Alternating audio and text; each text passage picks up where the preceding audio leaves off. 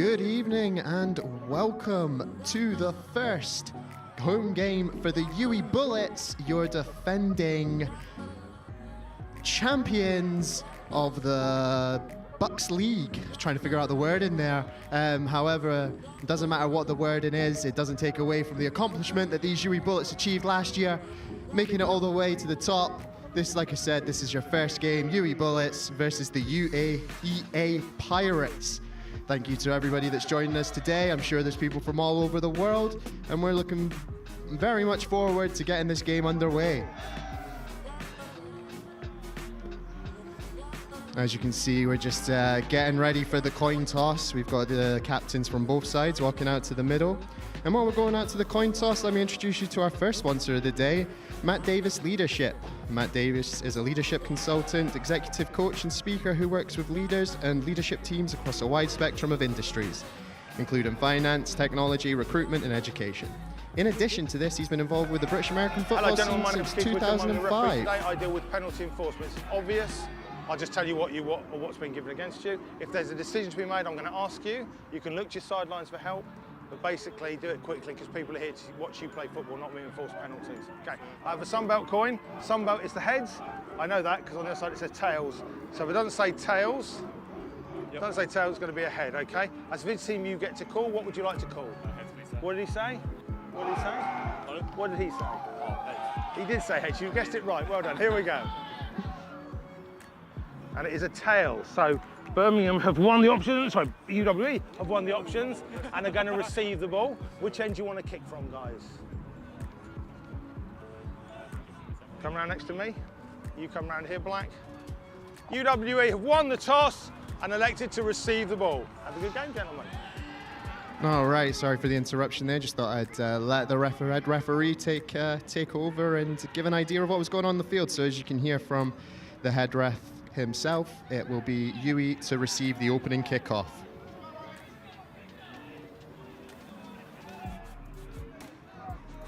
And so yeah, but going back to our sponsor, Matt Davis, this season he's been working with the captains at UWE Bullets, which is one of the reasons we brought him in as a sponsor. And he's been reflecting on the development and of their leadership. He believes that the sport is a fantastic vehicle for developing habits, traits and behaviors which can have a dramatic and lasting impact on all parts of our lives.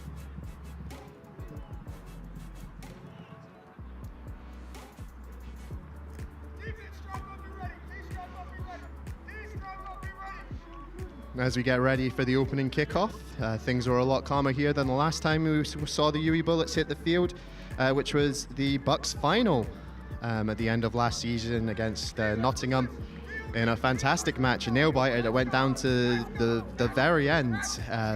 For anybody that tuned into that match, I was there live and I nearly passed out from screaming so much on the sideline. So I'm sure I'll keep it a lot more professional today and make sure I'm conscious for the whole broadcast.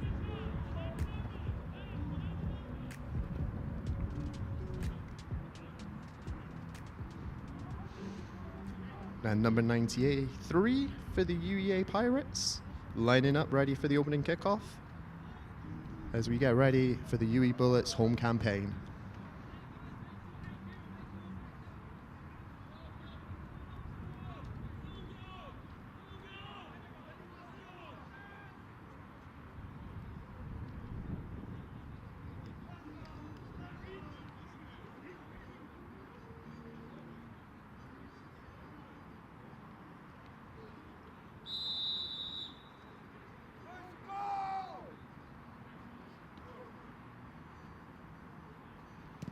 And we are underway.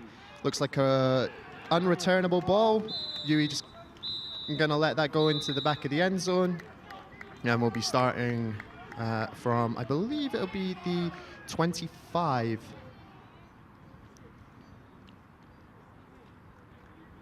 As UWE's offense make it onto the field.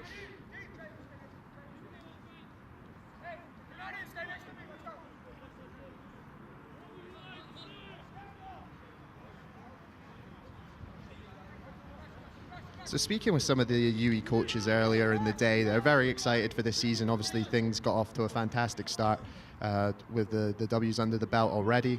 Looking forward to starting things off with a positive here at Hillside. A bit of a fortress for the UWE Bullets that they'll be looking to continue today.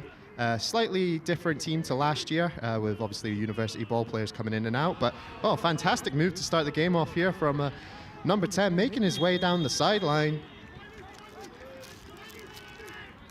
And that was Dante Sparocco with the catch and run.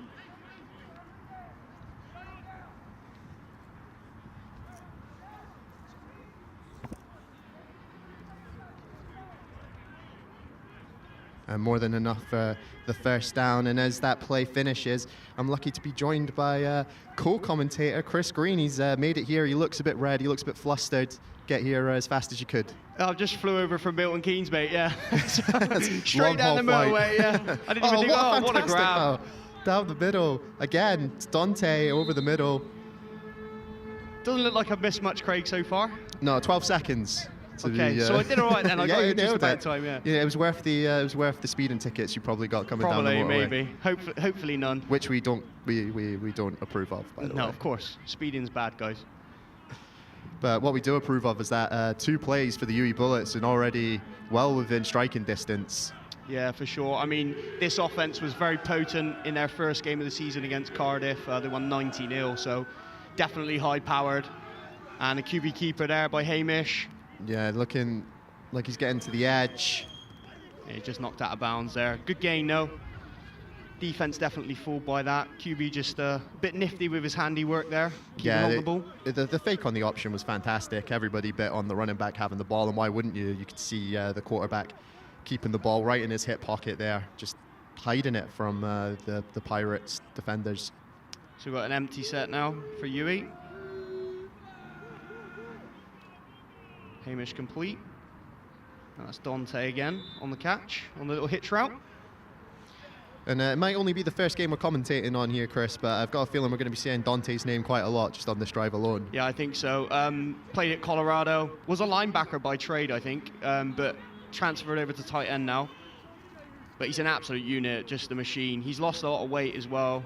And it was, you see, KK just running into the end zone there for 6 points. UWE on the board straight away, Craig.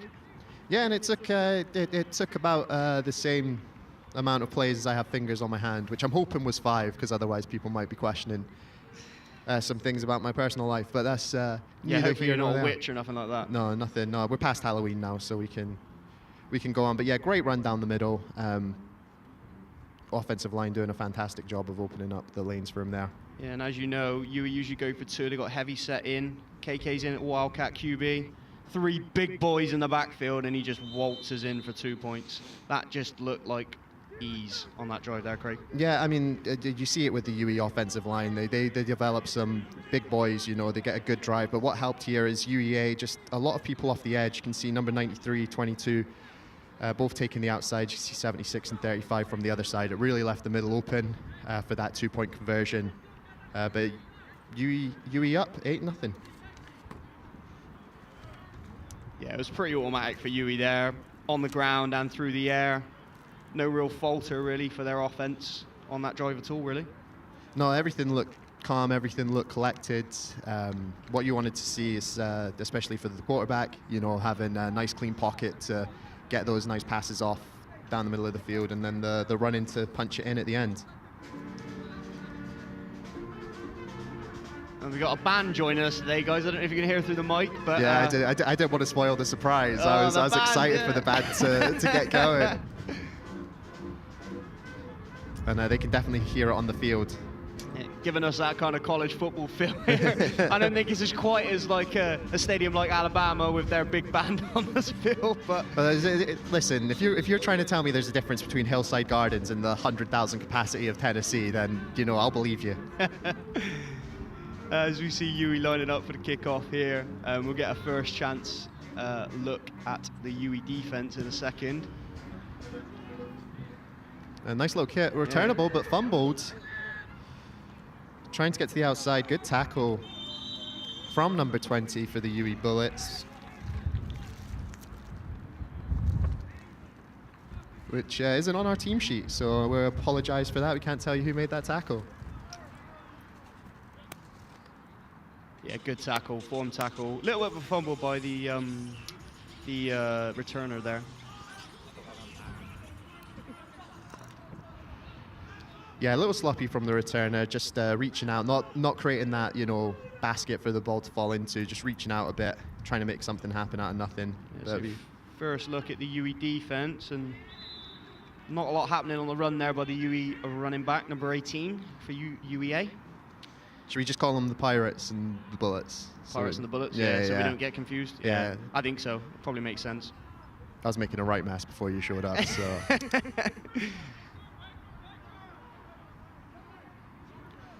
Second down, 2nd and 11 for the Pirates.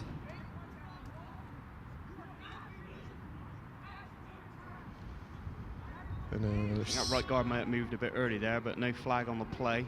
But it's stuffed in the backfield. Yeah, kind of lucky to get the handoff there. That UE front was straight through. Yeah, Leon in and around the ball there, number 44.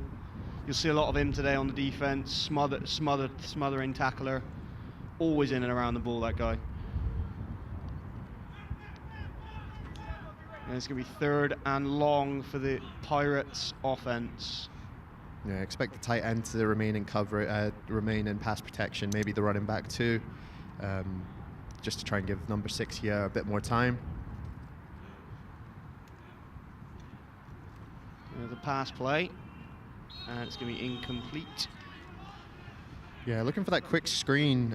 Looked like UE might have been in a man situation there, number 16, all over the intended receiver. Yeah, I think that's actually Temi. It's down as on our sheet as Divine, but that's definitely not Divine. Divine's a defensive lineman, so I'm pretty sure that's Temi out there, number 16. Yeah, you've been doing a lot of work with the Bullets, haven't you? Yeah, I've had a chance to. I've kind of been like an ad hoc coach this season, kind of stepping in and helping out where I can. Just to give back to the alumni again. I took a few years out and stuff, but it's nice to be in and around the training again. I've been turning up when I can, but obviously been busy myself with other sporting stuff that's been going on. Yeah, that's right. You're just in the southern hemisphere as we see a fantastic return. Jersey on the return for the punt. Oh! Carrying that ball a bit loosely, yeah. But just trying to make some extra yards that weren't there, unfortunately. Yeah, great punt return there, though, by Jersey. Yeah, he set up the offense in scoring position immediately as we're already inside the 20-yard line. Yeah, number 93 was stuck in the mud there, even though we're out on an AstroTurf.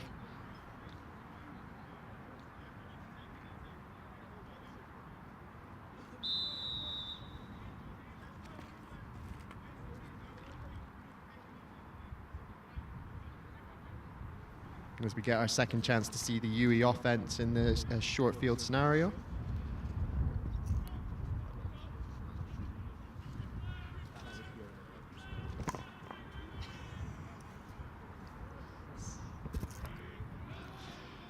As UE line up with a nice little trick play pass forward, number 9 all the way through to the end zone.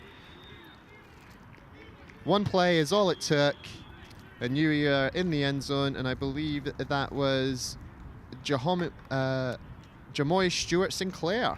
Yeah, Jamoy. He was with the NFL Academy, I believe. And yeah, that looks really good athlete, lots of speed. Yeah, real humble kid as well, real coachable. That's good to see. Humble but confident. We got a nice little fact sheet from the coaches again. He believes that the NFL Academy would beat Filton Pride. So interesting fact. Humble but confident. Yeah, as we see the heavy set for UE again for this 2-point play. And it does. Don't know why he just didn't follow his blockers up the middle there. A little bit hesitant from KK, and the Pirates actually nice defensive stop there. So the score is going to be the Bullets 14, the Pirates 0. I think he saw 32 and 35 for the Pirates crashing down into the middle and changed his mind. But very good tackle from all of them in there. Was, I believe, Adam Rice for the Pirates was involved there, as well as Ryan Turner. I think it's a bit early for the final countdown here, but the band playing away in the background. Love to see it. What they saw is it's been 2.5 minutes and it's 14-0. They might have jumped the gun a bit on it.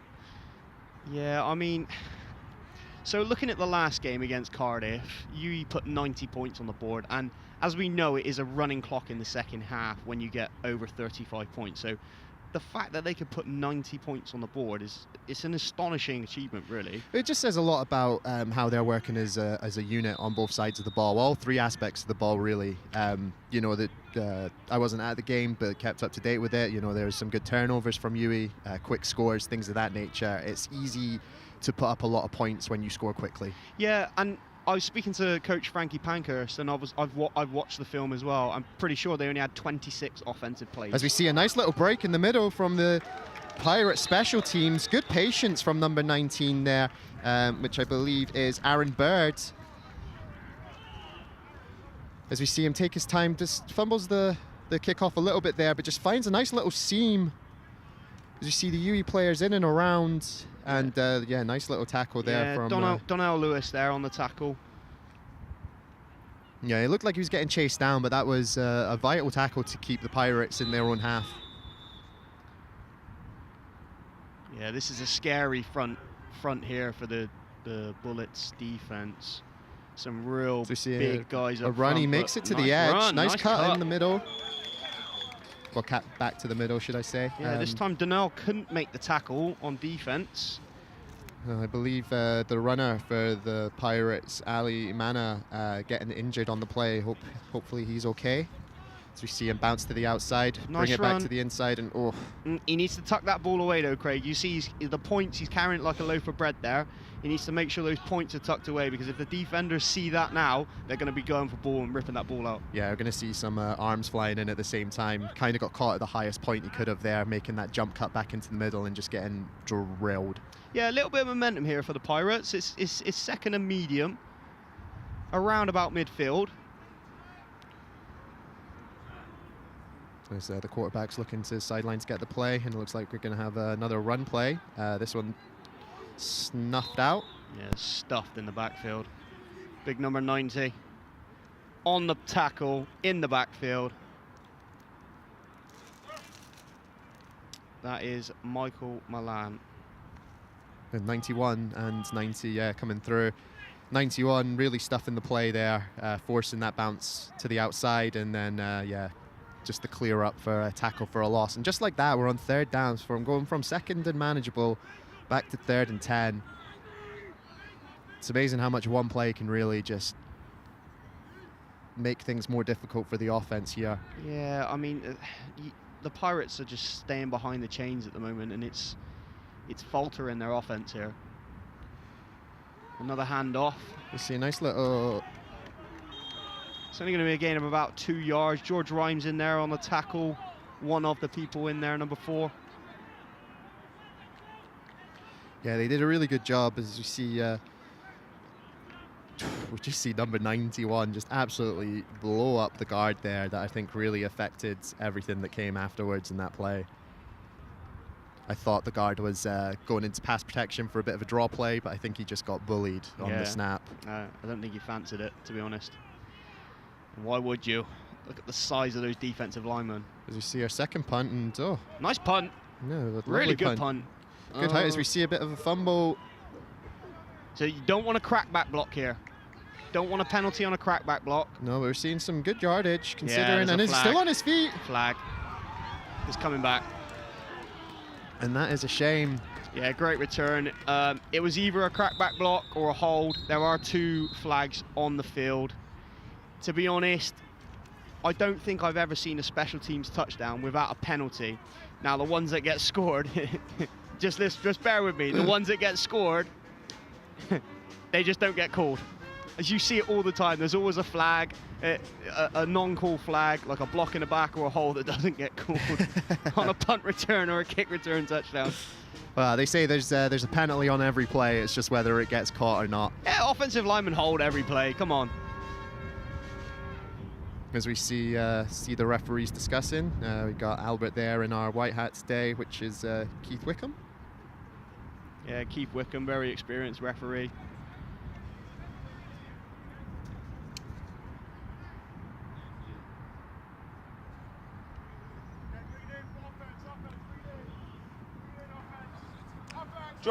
During the return, Personal foul, blindside block by 4 black. That will be declined. Block in the back by 15 black, 10 yards from the furthest back flag, first down UWE. There we go, yeah, so block in the back and a crackback block, so Yeah. both of the two The things. double whammy right there in terms of what could go wrong. Whammy. As you see a little replay. And you said it here at this point, the players There's the just block have in to the back, be 25. And there, number 15 as well. And it's just and there's a crackback block, George Rhymes. And it's just a shame because both weren't needed. Nah, they weren't. Jersey was there out in front. It's being smart. Like, it's all well and good winning games by big margins, but when it comes to crunch time, if you're not smart with what you do, that's going to be costly down the line and later on in the season. Well, I mean, for anybody watching that didn't get a chance to see the final of last season, penalties galore. Oh, my days. Penalties galore. Honestly, in the final. So many penalties. And yeah, it's something like you say, today will it make a difference? We'll find out, but in the final where games are a lot closer, you know, you got the 2 best teams in the country going head to head. You can't be giving up needless penalties like that. Yeah, absolutely.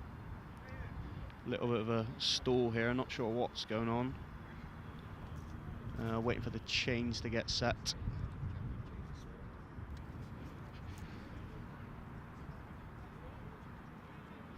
We've got about halfway through the first quarter here, about 6 minutes to go. Yeah, it's still 1st and 10, UWE offense. Hamish back to pass. He's looking deep, he's got a man. Oh, he's wide open. Just broke the defense apart, straight into the end zone. 1 play, 1 score. Yeah, Christmas. And that is Alexi Moraldo. Yeah, Lex there on the catch.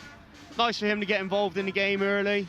He just blew the top off the defense. We see the replay here. You'll see a beautiful pocket for Hamish at quarterback. Look absolutely calm, able to stay in there, look downfield.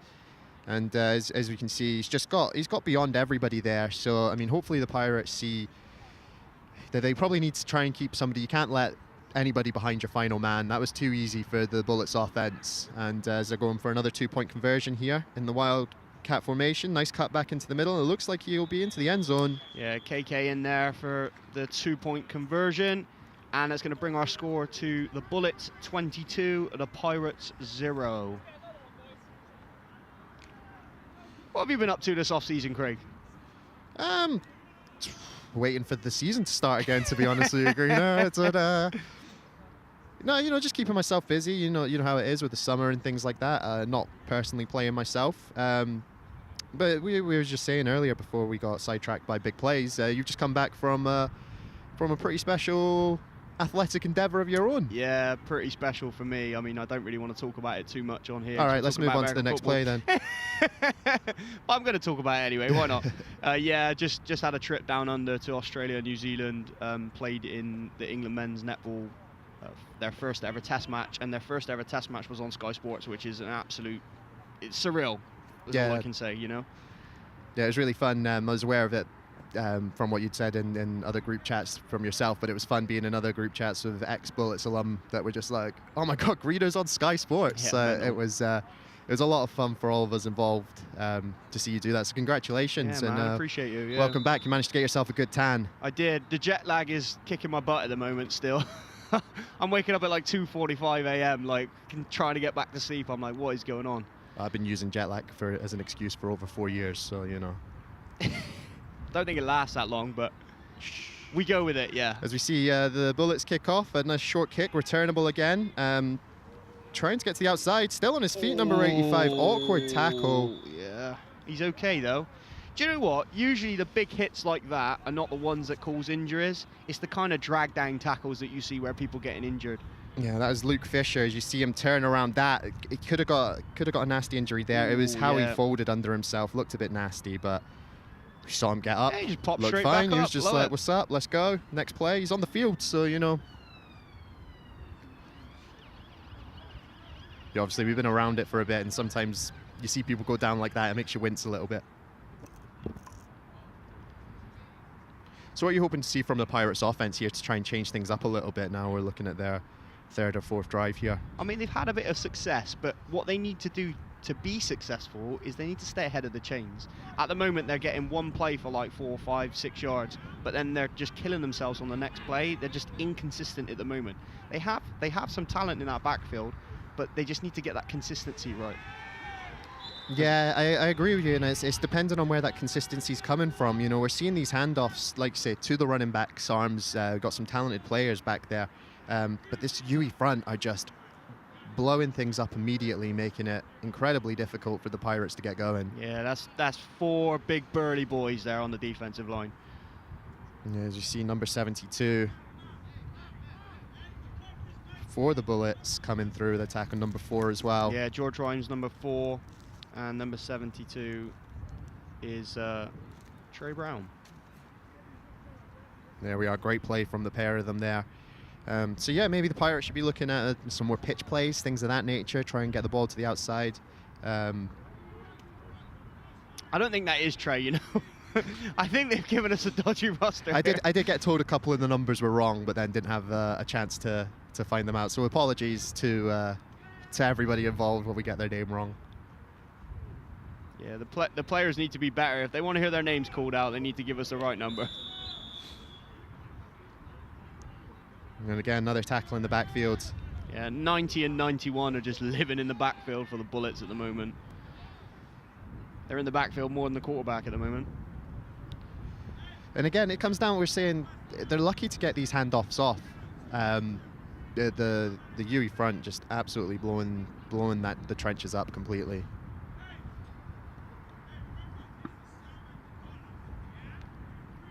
The Pirates had some success in their last game. They beat Cardiff. So it looks like Cardiff are the early favourites to get relegated this season, but who knows? Too early to tell at the moment. A lot can happen, injuries, changing weather. People might play better in some 6-0ers, you know what I mean? As we see a little draw play. We were a part of a nice 6-0 game. I think it was first year of our university against Swansea. 6-0 mud bowl in Swansea. Times have changed a little bit with British American football, because I remember in that game the centre was told to not put the ball on the floor because you couldn't snap it because it was that muddy. Too much mud on the ball.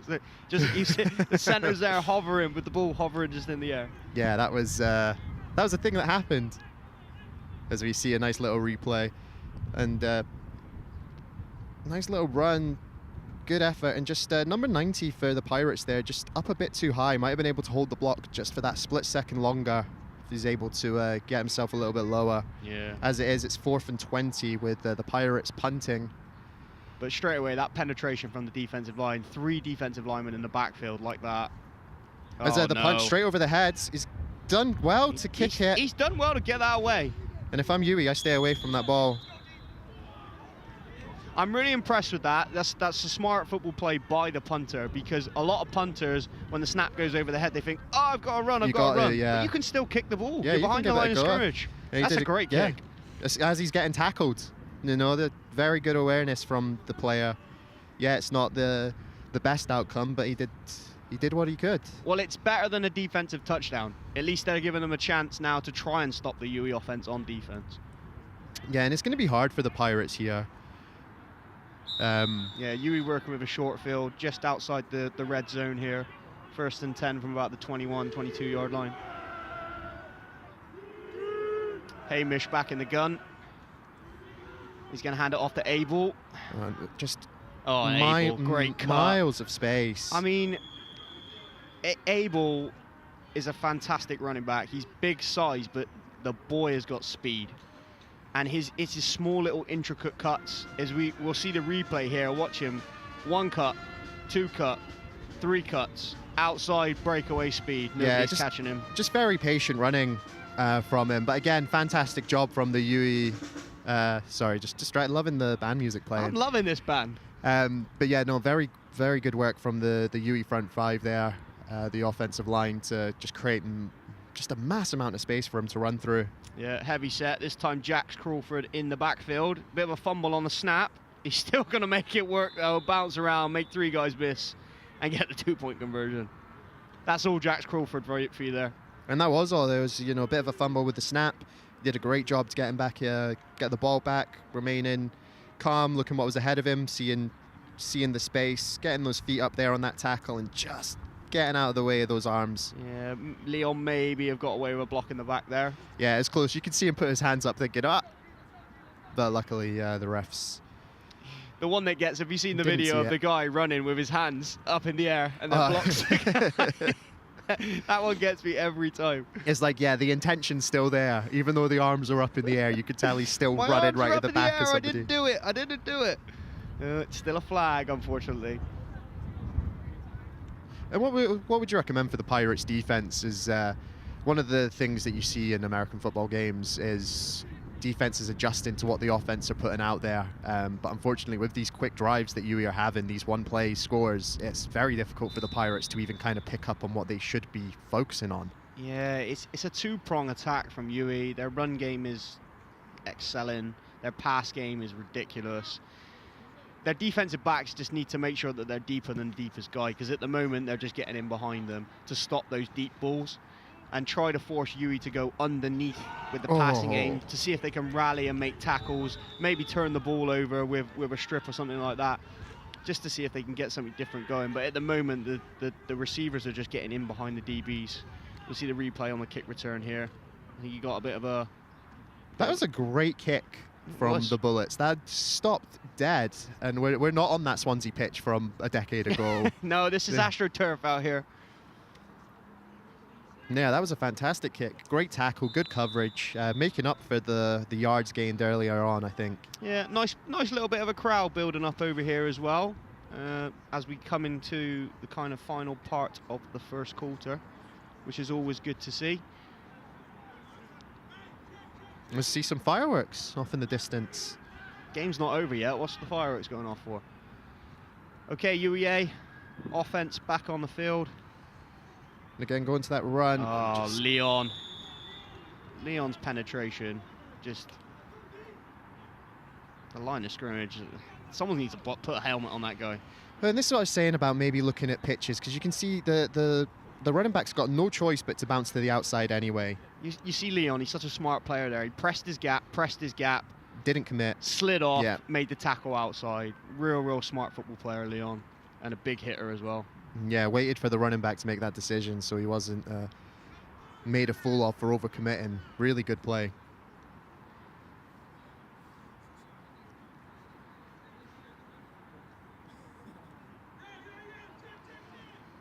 So the Pirates back in that kind of wing-back pistol formation.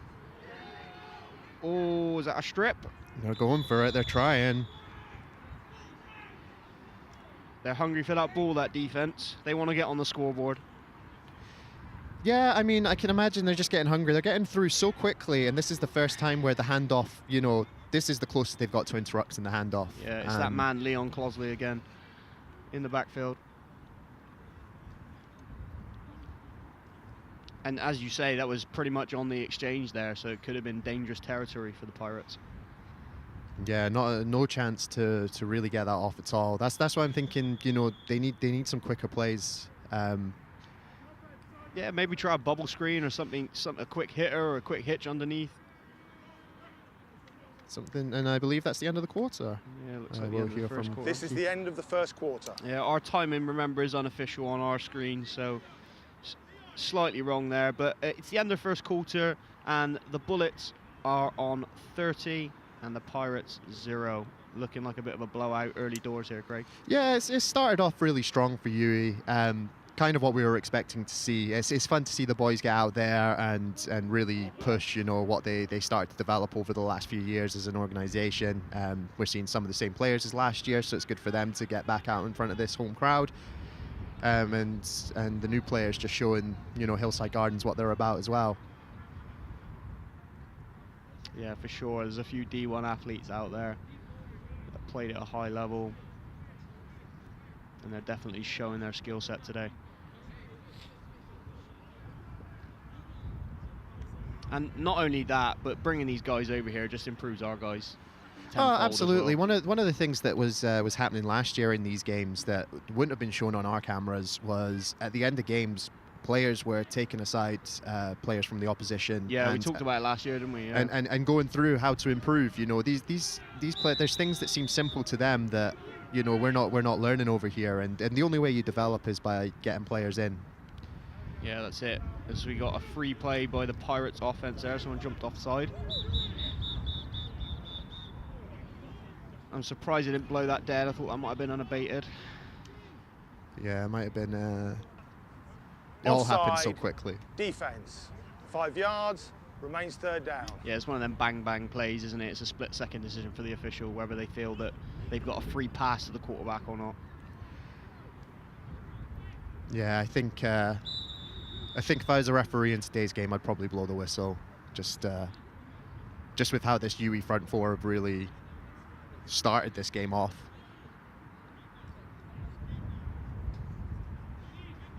And again, talking about things the Pirates can do, I wouldn't say that the UE front are being overzealous, but if you want to check that, do those bubble screens that you were talking about earlier, you know, do those pitch plays, do those quick hitches. Like, look how far off. Look, number 13's uncovered here, the slot receiver, you know, try and get a quick hit out of him. Test George Rimes' lateral speed, see what he can do.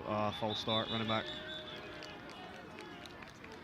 Yeah, and it was there, you know, like, I agree with you completely. Try and find those plays. Full start, offense, 11, 5 yards, remains third down.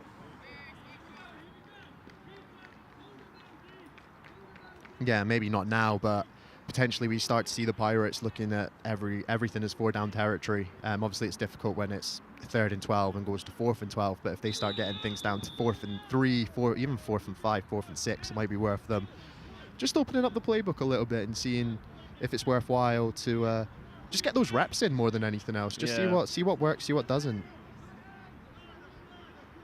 But obviously, I don't know much about coaching. That's why I'm over here and not on the sideline.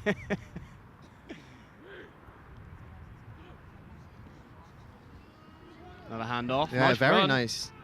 I thought he was going to break that one to the outside then. It looked very close, but then a hand just came from nowhere and just stopped him. At the outside did look like it was there. And speaking from experience as a running back, it's very frustrating when in your eyes you see open space and then you just feel that arm from behind you. So we see number 11. Oh, he just kind of we couldn't see it from here, but he runs into, can't tell which player that is. He's on the floor now, but yeah, just a very good play from, I believe, a cornerback for UE.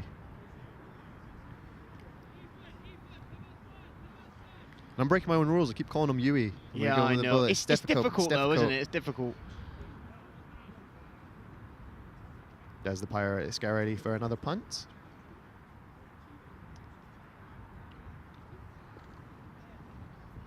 Ooh, lot of pressure there. Jamoy right in his face. Almost blocked that kick. Yeah, much better snap. Bit indecisive from the punter. Yeah, he kind of fumbled it a little bit. But disciplined play from Jamoy there, not to run into the kicker as well. I have to highlight that because a lot of the time you'll get back there to the kicker and you can't run into the kicker there, because if you do, it's roughing the kicker. It's 15 yards. They get the ball. It's a first down. Like it's an absolute coach killing penalty. Oh yeah, there's a few of them, like. And there's no need for it. No, not at all. It can be difficult if you're flying through the air. You know, there goes my hero style. It can be a little bit difficult, but there, when you're still on your feet, you got the wherewithal. He did enough to put him off. Yeah, we see you trips to the right, running back in the backfield. KK. Yeah, nice. Good blocking nice up pass. front. Great receiving blocking there.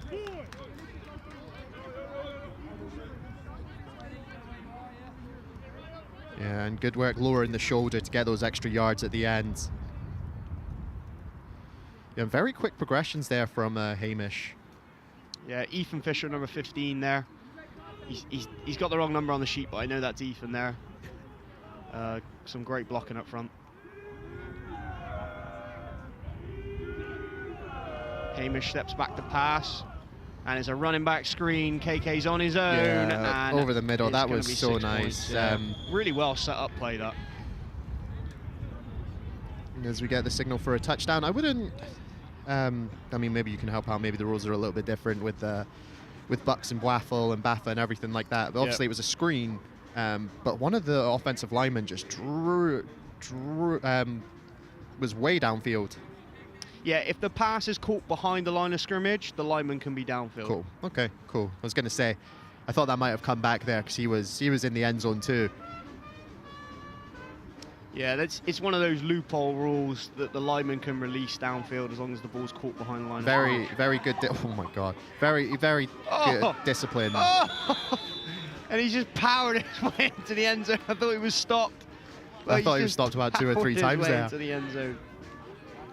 Big number 91, Big Dennis. As we see, just breaks the first tackle. 22 struggling there. 32 on him. Just can't drive as those legs just keep pumping and pumping, and there he is in the end zone. Tell you what, that is one big man to bring down. That's your William the Refrigerator Parry play right there. That is. Yeah, so the score now moving to 38-0 to the Bullets.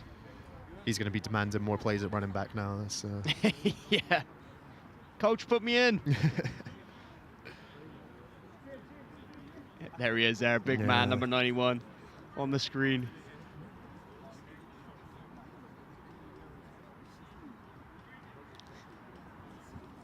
The band are teasing us. Honestly, that music's terrifying. They almost give us the Jaws music there. They're teasing us with it. And Lexi lining up to kick off. And he kicks away. And he's kicked over the head this time, yep. Yeah, big kick. It's going to go into the end zone. Yeah, touchback. Nice kick from Lexi. Yeah, a little bit of change of pace. They've been just kicking a little bit short, baiting the return, and you could see the Pirates back two there were edging a bit forward, expecting it. Popped over the top. Just a shame it couldn't get the same stop as his last kick did. Yeah, I'm pretty sure now with the COVID rules out, the running clock, with COVID, the running clock was in the first half, but now with the COVID rules are out, it's only a running clock in the second half. So UE is still going to get lots more opportunities on offense this first half before the running clock happens in the second half. Yeah, we'll see what more they bring out of the playbook.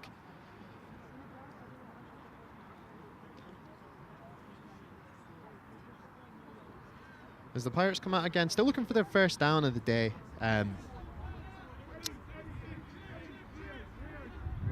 they have managed to gain yards a few times with their running attacks. So again, number 13, soft covered here in the slot. They are going to motion him. A bit of confusion on the offense here. Yeah. Could be a delay game. I think coach called a timeout yet before the flag. Yeah, I don't blame him. I can see number 19 and 13, not necessarily sure on who was meant to be, off the line, on the line. Looked like a little bit. At 8 minutes 38, 8:38, first timeout, UEA. No, and thanks, Keith. Thanks for the clock update. Yeah, it's smart from the coach to get the timeout so they don't lose 5 yards on the play there. It's the first half, so you may as well use your timeouts. Don't lose them. You may as well use them. Yeah, exactly. You don't get them back in the second half, No, so. Exactly.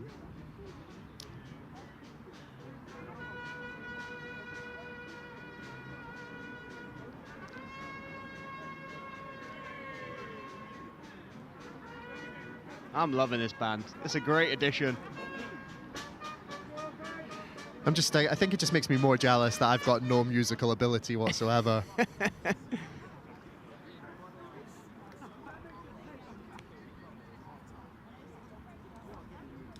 So how's your NFL team doing this season so far, Craig? Well, Greener, I'm a football fan first and foremost, but Green Bay would be the team, and we've had better seasons. We can say that. Yeah. No, it's been difficult to watch. Just frustrating more than anything else. It's been a weird season for the NFL. A lot less scoring than in previous years. A couple of teams really at the top dominating, and unfortunately the season feels like it's almost over already. Yeah. So we see a great gang tackle from defense. Is that ball out? No, they've blown him down. swarming tackling by the Bullets defense there. Yeah, very good wherewithal to just grab the ball anyway. You're never sure with these types of things, so better to finish the play off. As we see second and third tackle, and yeah, the ball would have been out if not blown dead. Yeah, nice hole though opened up for the running back there. Just the linebacker, the guy that you've got to make miss in the hole, made the tackle. Yeah. You know, a lot of run plays are, I'm one-on-one with the linebacker in the hole. Am I going to out-athlete you or not? Am I going to make you miss? Yeah, and it can be difficult. If you've been getting tackled in the backfield all day, it can be very difficult to then make those plays as a running back. You know, you're a bit of shock almost to have that bit of space. But looking at the gang tackle that happened, I don't think he would have gone much further had he made the linebacker miss. We're here for second down. Yeah, pass play. And he's going up top. Oh, bit of contact, but no flag. Oh, the flag comes in late. I think that's a bit soft, but hey. It's a bit of a shame the pass wasn't a little bit deeper, because he had him beat. He definitely had a step on him there. And that was number 85 for the Pirates, which is Luke Fisher. Yeah, good speed from Luke there. Shame the QB couldn't quite put the ball out in front. He would have had a chance to try and take that to the crib there. Yeah, it looked like he might have been a bit under pressure.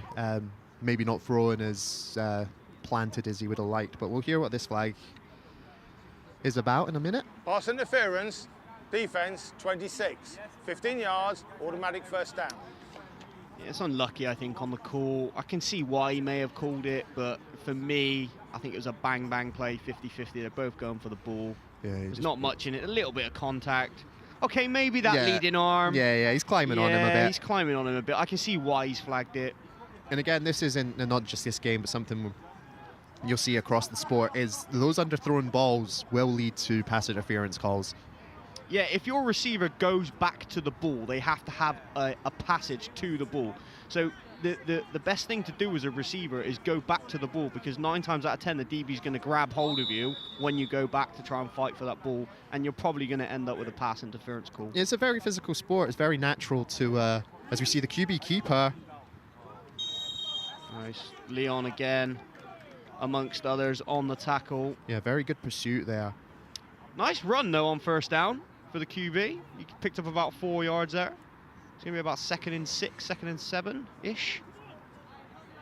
Yeah, good job from the Pirates front there. You could see the backside of the Bullets defense coming through, because obviously the offensive line changing their perspective of where to block. But yeah, very good play.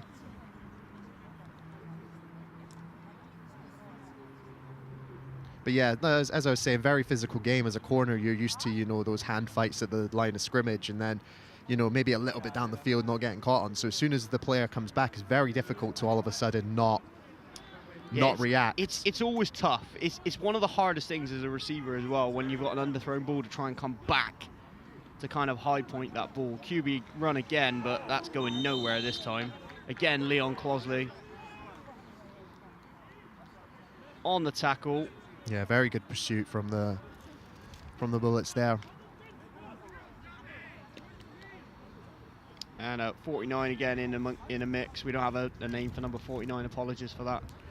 Yeah, unfortunately, the Pirates players there just a little bit tall in their run into block.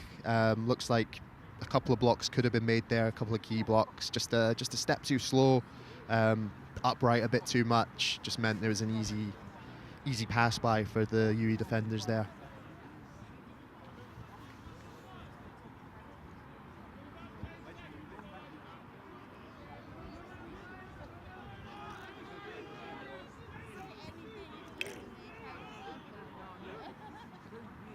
It's 3rd and long, and that's going nowhere. Again, that defensive line just so tough to block. Yeah, as we got a UE player down. There's a number 90 for UE. Yeah, that's a blow if he's hurt. Yeah, he looks like he's in a lot of pain. Definitely in pain, yeah. Trying to work out what it is he's actually hurt. Hopefully he's okay. He is sat up now. Yeah, there was a lot of action going on that play. Wouldn't be surprised, you know, like maybe a bit of a knee buckle or something like that. A lot of players on the floor. Just very, very dangerous in the trenches sometimes. Well, we've got a moment as well. Check out the swag on Dan Mayer's shoes. Got red on red. The red on red Prestos, custom made.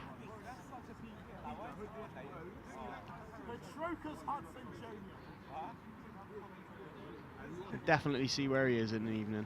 Yeah. And while we've got a break in play, just like to remind you of our sponsors, TeamBuildr, PlayOverseas, EP Sports, and our new sponsor, Matt Davis Leadership. As number 90 is able to get to his feet and walk into the sideline. Good to see. Under his own weight, shaking his head. I believe he'll be done for the day now. And hopefully there's no lasting effects and we see him on the field again very soon.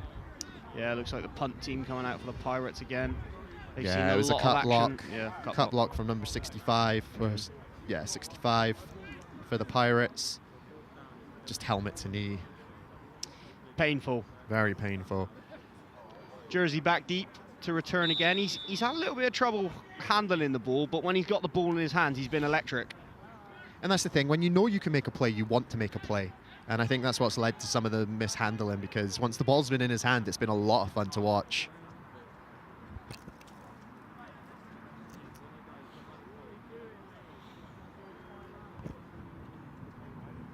So just over about 5 minutes to go in the first half. And waiting for the ball to be snapped here. Yeah, I think we're just waiting for clearance from the referees, and I think we've got it. Good snap. Nice kick. Yeah, much coming better over to us. And Chris Green's returning it. No, he's not. No, it's hit the CheersMate Productions van. Shout out CheersMate Productions, obviously putting this stream on, as always, for the UE home games.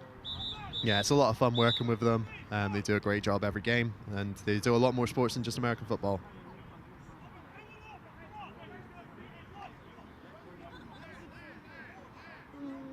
Maybe a bit of a generous spot for UE, for the Bullets. It's a generous spot. I think that ball went out kind of like on the other half of the field.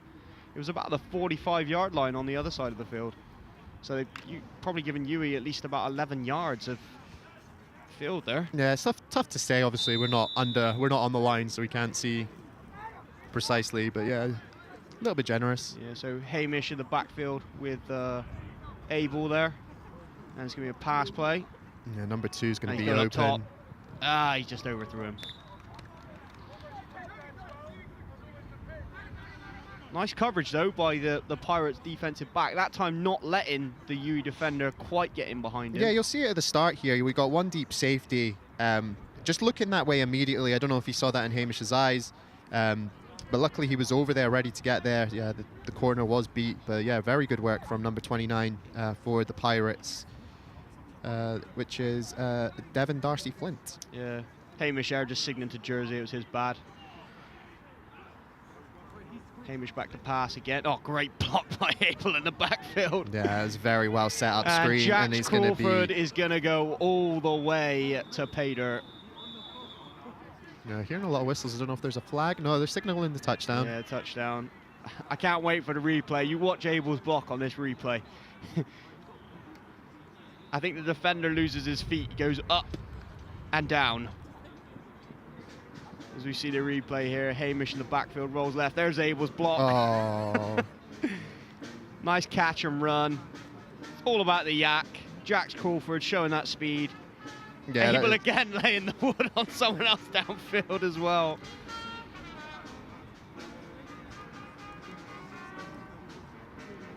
Yeah, that was really the only block that needed to be made on that play, and done extremely well from Abel. Heavy set with KK in the backfield and just waltzes in the end zone again. Nice easy 2-point conversion, and the score is going to move to the Bullets 46, the Pirates 0. Yeah, you see great push up front from the big boys. Very nice opening for the 2-point conversion. Yeah, we've got a Pirates player down, hopefully not too serious. Yeah, call him for some attention so we don't have a little break in play here. While the Pirates player is seen to. Shout out to the medical team providing the medical care today. I think they're based from UWE actually. Yeah, UWE tend to provide medical for both sides of the ball.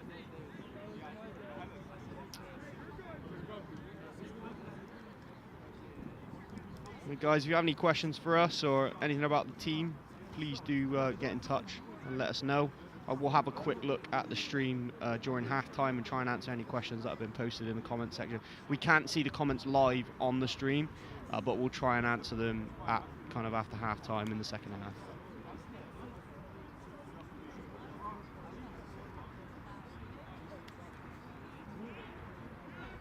I mean, it's early in the season, Craig, but it's looking like the SGS Pride and UWE Bullets is going to be a big-time game when those two teams meet each other. I think Friday the 9th of December. Sure, that's yeah, that's going to be an extremely important game for both teams, as we've seen from SGS Pride playing extremely well to start their Premiership campaign. To the shock of no one, really. They've been training for years and years as a college, and lots of experience there in their coaching staff and the players. And yeah, got the go ahead to be in BUCS, and here they are in the Premiership. Yeah, some people were a little bit annoyed that they got put in Division 1, but it was the right move. It made sense. You couldn't put them in Division 2. They got promoted immediately. It was a waste of a season. Players, like I said, it's college. Players are only going to have a certain amount of time they can play. Yeah, exactly. Lexi lining up to kick off here. And the short kick again. Fumble by number 19. Lost the ball under his feet, but does pick it up. Nice return. Not a bad return. They're going to get okay field position around about the 25-yard line. Yeah, and just, it's interesting to see this UWE special teams, kicking a bit short, seeing how well their coverage team does. Obviously, it's a good way to get reps in-game reps, especially for something special teams where it can be very dangerous. You've got a lot of big boys running at each other, and so I can understand the reasoning for getting the reps in. But yeah, just need to be a bit careful, I think. If that ball was caught cleanly, there could have been another lane, and we could have seen the second big return for the Pirates of the day. Let's see if the Pirates can get something going here before the half closes out. Again, look, number 13, soft covered. Get him the ball. Another run, but that defensive line is it's a stone wall. Yeah, again, small adjustments need to be made. The plays need to be quicker. You don't have a second. You don't have a second and a half to get these plays off. You've got they're in a sort of pistol formation with the running back behind them. It needs to be from a shotgun with the player to the side. Just anything they can do to really get that exchange done quicker, and just give the running back a chance to make something happen. Yeah, I mean, it's difficult. That the UWE defensive line are definitely oversized compared to the Pirates offensive line. So they're definitely having a tough time of blocking those guys and moving them around. Yeah, and it's just the size mixed with the technique just makes it extremely difficult to do anything, as we see the players in the backfield again. Timeout UWE. The Bullets.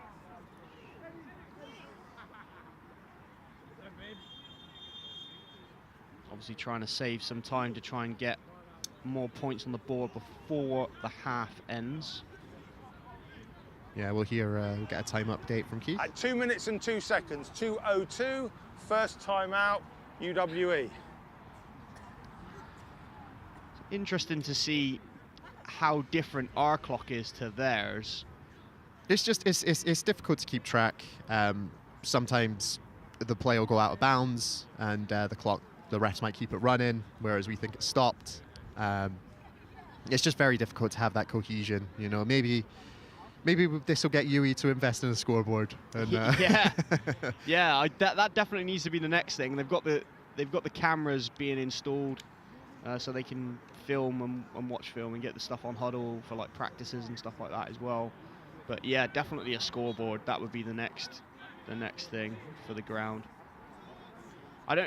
It's a very, very underrated thing that a lot of American football grounds in the UK don't have. Yeah, absolutely. Just the small things you don't realise you're going to miss out on. As the Pirates get ready for third down. Yeah, third and a country mile here. It's going to be a run Nice play. little bounce to the outside. Again, he's holding that ball like a loaf of bread. I'm surprised the UE defenders have not tried holding him up and trying to rip that ball out.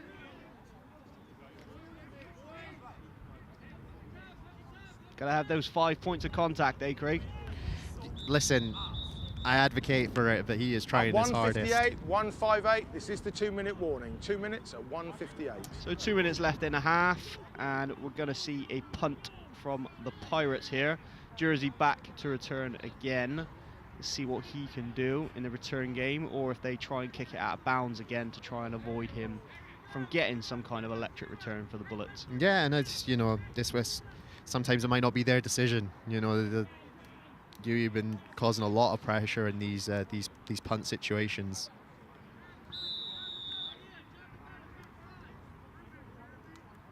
I think there's 12 men on the field. I think UE have 12 men on the field. They might have got away with it. Jersey trying to return that. You wanted it. I'm sure there's 12 on the field. 1, 2. Yeah, UE definitely had 12 on the field there. 100%. Well, you've actually been doing your referees course, haven't you, Chris? So, Well, I've registered to do it. Yeah, I haven't started the course yet, but I've kind of like registered my interest. It's something I quite like to get involved in myself. Definitely, when I retire from playing eventually, it's something I want to get into. But I'd like to ref in the uni season as well when I'm not playing. Obviously not when we're on not when we're commentary doing like this, yeah. You know, this is more important. But yeah, it's definitely something I'd like to give back, and it's something I enjoy doing as well. The Hamish back to pass. It's seeing Under pressure for the first time. Pressure. Gets the ball away though. Yeah, very good job from the Pirates front there, just causing some pressure, flushing Hamish out the pocket. Yeah, up the middle and to Hamish's right there as well. Yeah, something we haven't talked about yet is the UE offensive line. They 139 in the half, 139 in the half. Thanks, Keith. The UE offensive line, they have 4 Americans on that offensive line. And it definitely shows. As we say, that's the first time we've seen the Pirates in the UWE backfield. Yeah, just, I mean, the offensive line is just a team within a team, you know. And as we see a great pass. Dante. Great job staying on his feet as he just strolls into the end zone. Oh, and he went for the dunk. Didn't get it, but gets the flag. Yeah, he's going to get a flag on that. That's going to be an unsportsmanlike conduct penalty, which will be assessed on the kickoff. Yeah, very, very good pass here from Hamish. Nice and calm, very good protection. Again, number 20 coming off the blitz off the edge, but nice yak by Dante. The score just is making the guy good. miss. After the play, we have unsportsmanlike conduct against number 10 of the offence. That's his Rejected. first unsportsmanlike conduct. Will be assessed on the kickoff. I mean, listen, I appreciate the effort, but to get the unsportsmanlike and he didn't even nail the dunk. I know, you've got to nail the dunk, man. If you're going to get the flag, you've got to nail the dunk. Come on, Dante. Hey, listen, if we ever want to get a scoreboard in here, we can't have the goalpost getting broken. That would put the stop to that dream immediately. Yeah, and the Bullets lining up for 2 in that big heavy set again. Defensive lineman in the backfield in those 4-point stances. Yeah, it's just a scary sight, and again, KK just waltzes in. That's so difficult to stop, Craig. What do you do there, Craig? How do you stop that? I'd like to see if UE go to that on 3rd and 2 situations. Because why wouldn't you? How do you stop that? How do you stop that? I've got no answers for you. I've got no answers for you. Like I said, I'm not a coach. There's a reason I'm over here. I've got no answer to that as an offensive tactic.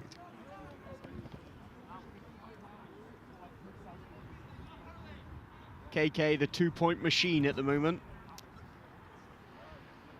And the score moves to the Bullets 54, the Pirates 0, so 50 burger already in the first half. As expected, Craig, do you think? Yeah, I mean, we've seen UE just get the ball and score on one play, get the ball and score on 2 plays. You know, they've just been very quick, very efficient. And one thing we saw last year was UE are going to keep scoring because they want to get the practice in. They want to get the plays in. It's not necessarily they expect everything to go for a touchdown. It's they need to see what works. They need to see where they need to develop. They need to see if route combinations are correct. You know, it's... Well, like you said, we said about it last year, it's not them running up the score, it's them taking the reps. As I said, at the Cardiff game, they only had 26 offensive snaps. Yeah, it's and in this game, they've not had probably more than 10 so far, much more than 10 in this game, in the first half. So it's really, really limited on game time snaps, and it doesn't matter what anyone says, you can't emulate. Oh, there's a fumble. Yeah, that definitely came out. That and one I definitely think came UE out. have got it. Yeah, big hit there. I think UE have recovered that. That's definitely a UE ball there. Yeah, playing a bit of pushy shovey. Yeah, they've got it. So whether they give it or not. Yeah, it's definitely a fumble. Yeah. Yeah, and when we see this replay, the tackle was very much just going for the ball. As we see him upright. Oh, Yeah, number 9. Number 90 again, back in the Guess game. that knee's okay. Yeah.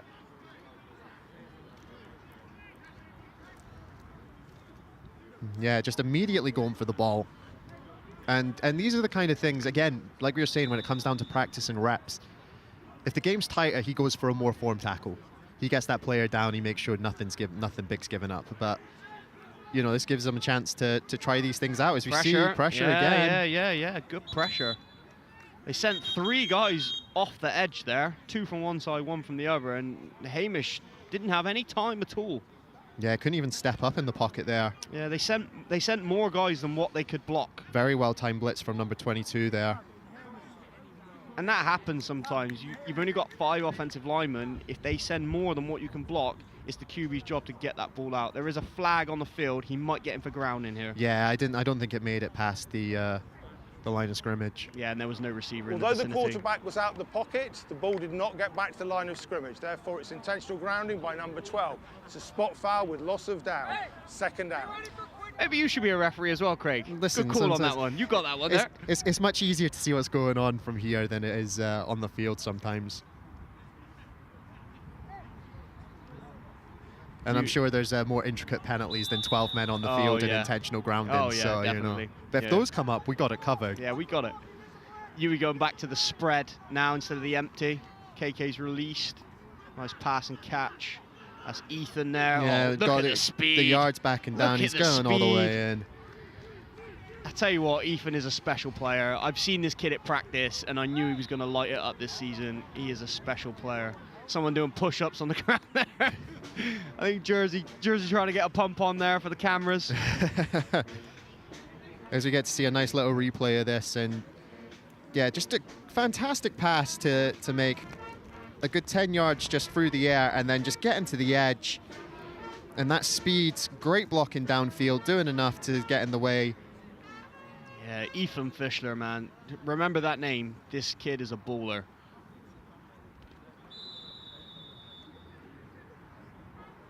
Yeah, that was a fantastic play. Just not the easiest of catches for him to make as well, and he just turned it into 6 as we see this. Jax Crawford in the backfield with a heavy set, and again he just tiptoes into the end zone. And the score is going to move on to the UWE Bullets 62, UEA Pirates 0. Yeah, as we see this again, I mean, what's the option here? We've gone over it a few times. I guess collapse it. Yeah, Cut I mean, blocks I all guess up you front, just got to like- pinch everything, cover all the gaps as best you can, and just try and pinch down to try and create a kind of, I guess, a pile in the middle to stop the running back, to make him have to bounce outside, and hopefully someone rallies and makes a tackle. As we see Jax on the sideline after his visit to 2-point land.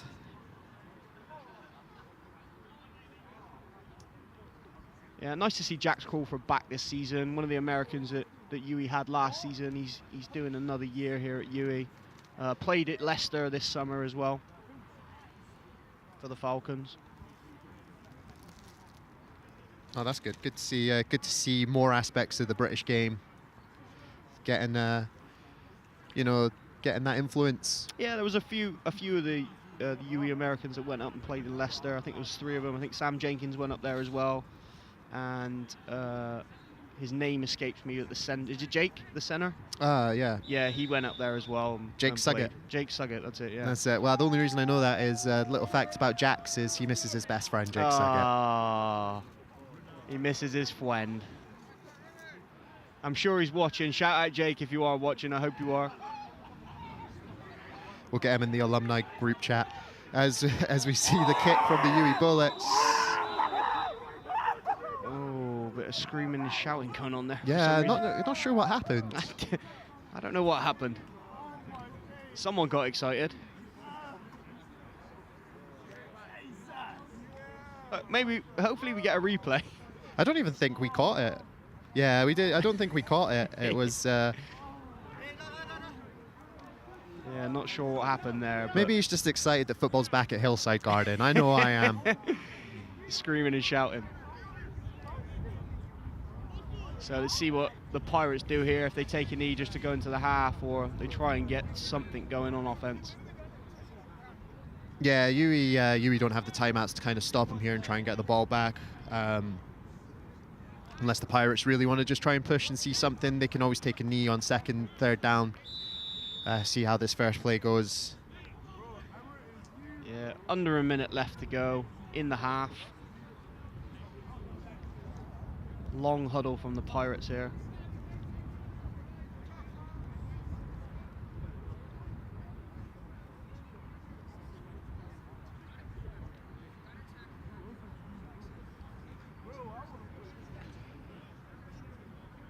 Bit of a delay, not sure what's going on. Yeah, referees are still about the balls, so I don't know if yeah, they're just not I ready. think they're taking a knee. Yeah, it looks like They're it. taking a knee.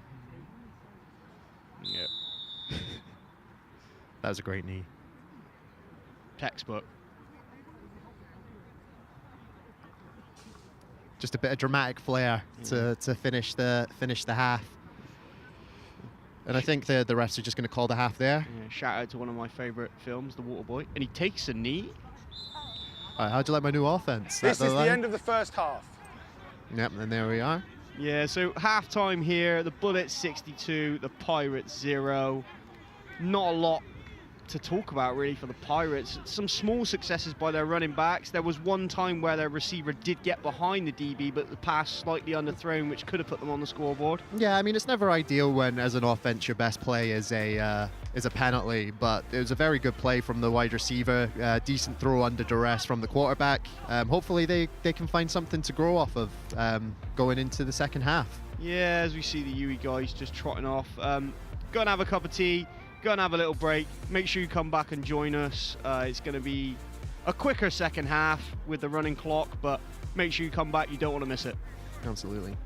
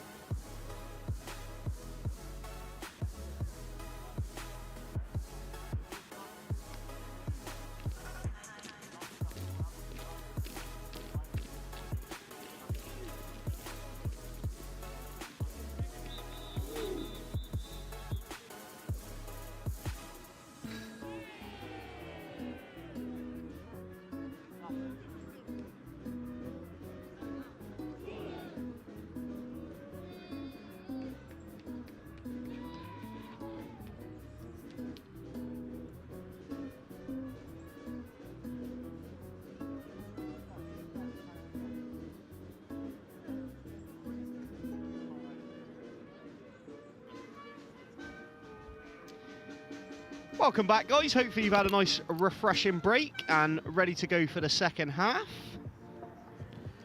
Yeah, I know I did. I got a nice coffee from the machine. Yeah, I was a bit disappointed it was out of hot chocolate. I had to end up with a cup of tea instead, but... Hey, listen, it's a cold evening. Everybody's grabbing the hot chocolate. You're just late to the party. Hey, look, Mum, I made it. I'm on TV. Oh, my mum will hate that I didn't get a haircut before being on TV. But here we are. We're getting ready for the second half. Hopefully all the players are feeling ready. We've just seen them warming up and we're ready to get started. Yeah, just saw Hamish McCure, the quarterback for UE, just hit the crossbar from about halfway with a laser.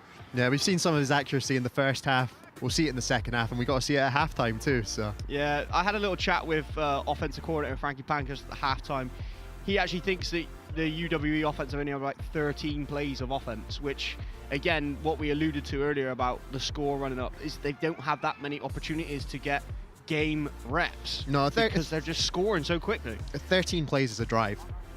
You know, that's essentially it is a drive. And so as we get ready for the second half, the referees just coming together. Let's just give them all a quick shout out, as we didn't do that in the first half. We got Keith Wickham as our head referee. We got Albert Lambert Jr. as the umpire. We got Francis Bevan, head linesman. John Burns is the line judge, and our back judge today is Kieran Smith.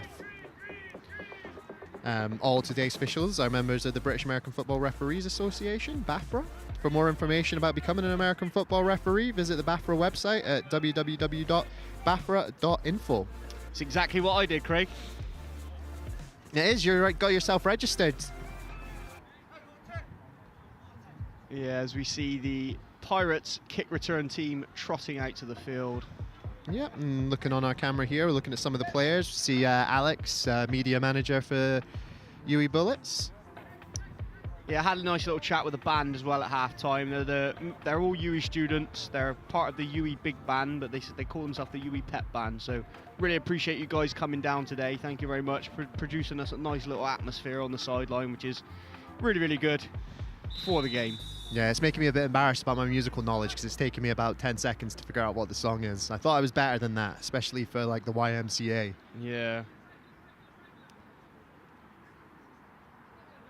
And just a quick shout out, if you're traveling anywhere in the world, make sure you've got your passport on you. Don't want to forget that one. Have you got a British passport, Craig? Absolutely. As we see a nice short return kick. Oh, and losing his footing, unfortunately, number 85 for the Pirates. Yeah. I know former head coach Anthony, head coach of the Pallets. Yeah, former special teams coordinator Anthony Fursman definitely has a British passport. Well, you know, he's doing very well for himself. We obviously miss him. His last game for the UWE Bullets was the final. Very emotional send-off for him. And I know he's doing well. He's over in America now himself. Yeah. After growing up in Southampton. Earning the big bucks. I think, maybe, I don't know. I'm pretty sure he's going to come back for the SGS Pride game, though, on the 9th. So I think it's a very big game, not just in terms of two very good teams. There's a lot of connections between the UWE Bullets and SGS Pride. Obviously, we used to train there in the same location, and head coach Dan Mayer used to be a coach for the Filton Pride. Yeah, he used to be a player as well with me when I was there as well. We both used to play for the Pride. Both alumni of that program. Yeah, I remember first year I was with the Bullets. There was a lot of Pride players that wanted to stay in Bristol and came to UWE. As we see the Pirates lose yards on their first carry of the second half. Yeah, it looks like the same old from the Pirates here coming out. They've not really adjusted straight away. Yeah, nice gang tackle from the Bullets there. Just a lot of players getting through.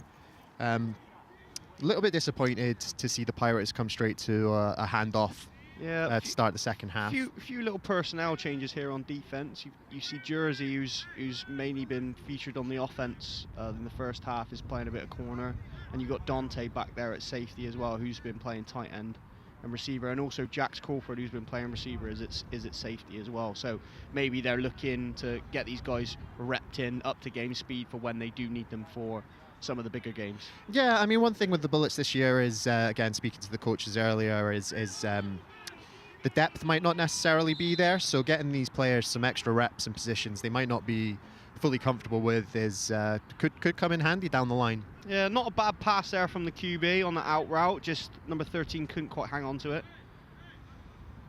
It hits him in the hands, and it's a good tackle to break up the pass there. Yeah, not allowing a second option, not allowing a second attempt at getting that ball. As once again we see 3rd and long for the Pirates. Yeah, behind the sticks again straight away in the second half.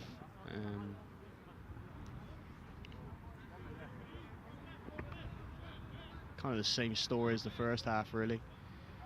See what they do here on 3rd and long. Again, number 13 uncovered in the slot.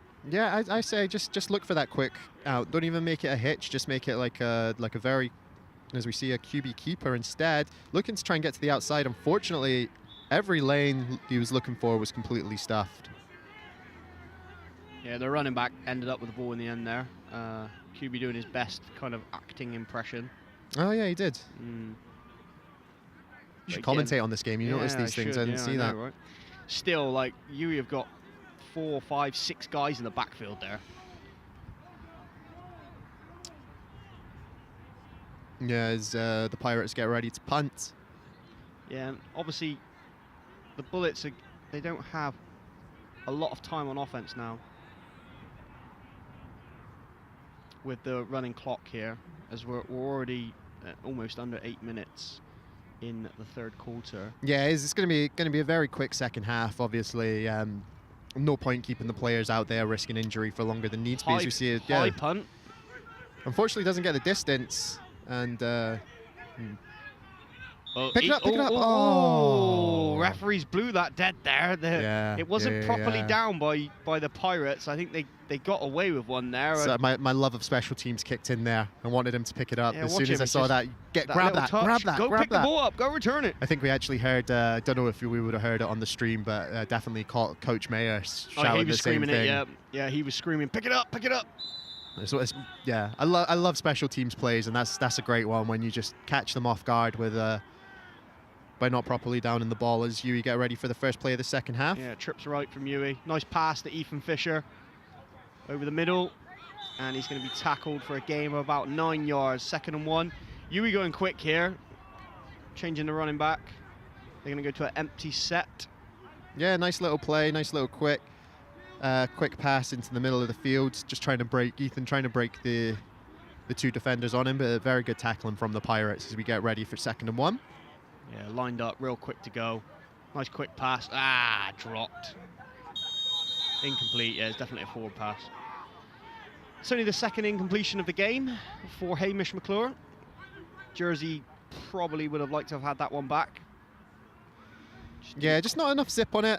Or there was enough zip on it. Yeah, just hit him in the hands. He needs to catch that. Yeah. I'm sure he would be disappointed with that and would definitely want that one back. Abel in the backfield now. Swing route to Abel. And Abel with the bad hands as well. Is catching. It's 4th and 1 now. 4th and 1. We'll probably see UE remain out on the field. I think probably just run this ball here. Yeah, probably just a little run play to get a new set of downs. Yeah, so we've got tight end left with a fullback, and Abel's going to get the first down. Not bad from the Pirates defense there. They had a chance at stopping him before the line, but couldn't quite get the tackle in.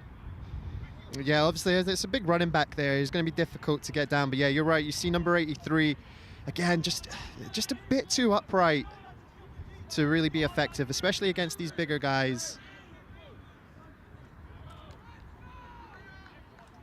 Obviously need to get themselves a little bit lower to make the tackles there. As we see UE back to pass again.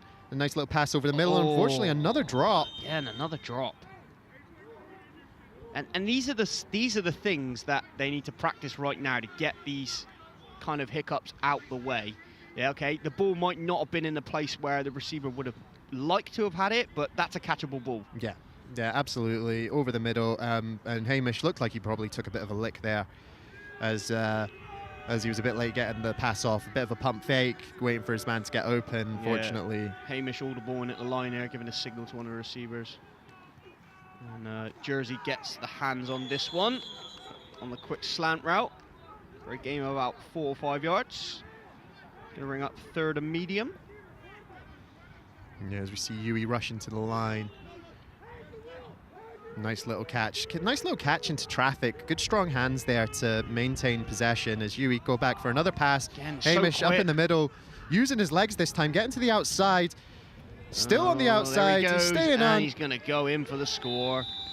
Hamish McClure, first time we've seen him use his legs.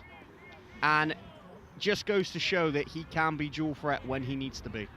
Yeah, eyes were downfield. You could see it there as the pocket started to collapse. We see very good rush here from the Pirates, but just leaves that middle open. It's just a smart play by Hamish, stepping up into the pocket, stepping up and out, and getting to that sideline. Whereas if he needs to step out to avoid a hit, he can, or he can go to pay dirt, which is what he did. He took that one to the crib. Yeah, absolutely. I think you see him slow up. It looks like he changed his mind on the decision to go out of bounds when he realized he had more space than initially looked like. Might have been Oh, a pop pass! Pop pass that time, KK to Jersey. So a change up there, play in that heavy set formation, but this time KK goes up to the line and does a jump pass. Yeah, there's just a very nice play, nice little pass. Thought they might have got 88 for a false start there. Yeah, I agree. Nice catch. Yeah, good effort. And the thing is, with a play like that, you can tell UE are looking to try and develop and open up the playbook a little bit with plays like this. Because I was wondering, you know, if the Pirates do stop that 2-point conversion with the heavy set, then comes the play action. Yeah. Sure. But unfortunately, no stopping of the heavy set and going to the play action as well, just to practice it more than anything else there by the looks of it. Yeah, some of the UE kickoff team showing off their dance moves to the band here. If they didn't want to dance, they shouldn't play such bangers.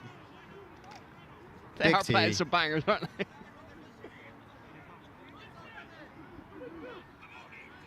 And UE about to kick off. This is going to be returned. Yeah. And a fumbled return. Yeah, It's just the basics, Craig. Like, it's all well and good if they're not being so successful in the intricate parts of the game, but just the basics, like the fundamentals, catching and blocking. And one thing I will say is that kick, I don't know how well we caught it on the camera, how well you can see it on the feed, but live, the end over end of that kick, it looked very awkward for the returner, especially trying to catch it as high as he did. But if it is going to be difficult like that, you've got to adjust. yeah, definitely. I mean, as a returner, it's hit him in the hand. You expect them to be caught, and it's just the consistency. It's just really, really inconsistent from the Pirates here. But again, number 13, uncovered in the slot. The safety is probably about 10, 12 yards off. Well, the thing is, yeah, you're not going to get deep, but take 2-3 yards. Yeah, if he's going to keep lining up so deep, you've got 3 yards there. You've essentially got a running play by passing to your slot every single down at the moment. Yeah, and again, 3 defensive linemen in the backfield. They're having a party back there at the moment. Ramari Bennett, one of those, number 88, first to the pile. And a few other guys coming in to clean it up. Yeah, bit of an awkward tackle, but good grip from the UE players there to keep it for a major tackle for a loss there. And the clock being a factor now as well, as we talked about, like running clock. There's only about 50 seconds left of the third quarter, and it's gone away within a snap of the fingers. UE have had 1 possession and scored. Yes, UEA have had 1 possession. We're seeing the Pirates line up in a different formation with the wide receivers here, stacking them for something a little bit different. Nice As we run. see a nice cut. Yeah. Just the ball ran into another defender there. Maybe should not have cut that one back inside, try to get to the sideline there. But again, it's those basics, those fundamentals. Like, yeah, nice little chip block from number 80. Number 13 for the Pirates getting a little bit lost, looking for 25. Oh, a bit of a block in the back, diving through at the end there. Nice to see him carrying the ball properly though, Craig. Yeah. They've definitely adjusted that, which is good. Yeah, it can be difficult when you're trying to bounce to the outside. you're not necessarily thinking about keeping that ball at the 5 points of contact as we get to the end of the third quarter. And it's gone within a blink of an eye.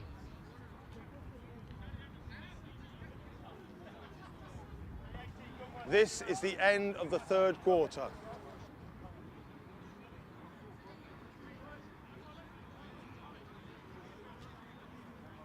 Yeah, as we see them changing ends, getting ready for the final quarter.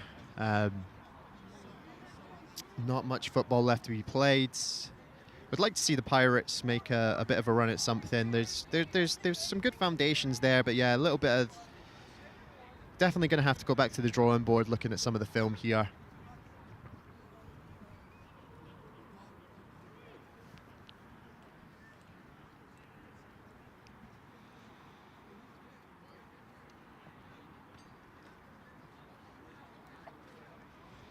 And as we get our first taste of seeing Bullets football here in 2022 for the 22-23 season, anything stand out to you in the small amount that we've seen so far? What, players or? Just in general, players, plays, attitudes, things of that nature. Just anything you've seen here that you think's going to bode well for them, or? Yeah, there's a few things I've been impressed with. The UE offensive line, definitely really, really impressive.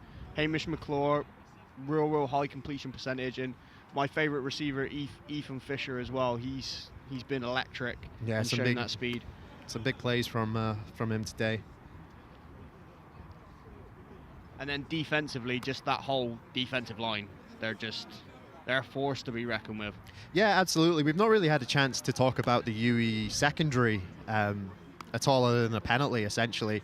Yeah, they've not been tested, have they? No, that's that's kind of what you want. If your front four, front seven are getting to the quarterback quickly, you don't need good corners. I won Defensive Player of the Year thanks to how good our defensive line was at cornerback. So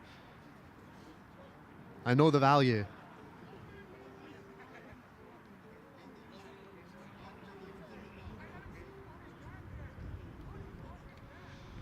And the referee's just having a bit of a conversation, making sure everybody's on the same page, got the ball in the right spot, got the chains in the right place, and then we'll hear a whistle in a second. Yeah, UWE's schedule, I'm just having a quick look at it, it's been interesting because they've had their bye weeks real early in the season. Well, 2 of their bye weeks real early in the season, and this is a start of a 5-game stretch for the Bullets. 5 weeks in a row for the Bullets leading into Christmas. Yeah. So it's definitely going to take a test on the bodies of these guys as well. 5 games on the bounce is tough. Yeah, that is rough, especially with how much these guys train. They've got to look after their bodies not only in those practices but in the gym as well. Yeah, it can be a lot, and especially leading into Christmas. It's cold. It can be quite difficult, but I believe they've got the mental fortitude to get through these 5 weeks. Yeah, and you touched on the strength and conditioning stuff, and the UE guys, they do a great job. The staff at the university do a great job of having these guys in, getting them in the weights, and getting those S&C sessions done for them as well, which is part of their weekly training. But they have to go, they have to register and make sure that they're there. Yeah, shout out to the UE strength and conditioning team, Adam, very good friend of mine, and the UE sports in general. You got Jamie Vincent, who's here keeping an eye on the field tonight, so shout out to Jamie.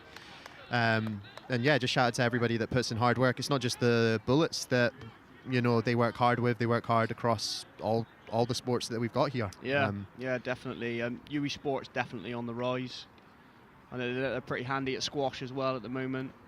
At the moment? Yeah. Well, for a while they've been pretty handy at squash, should I say.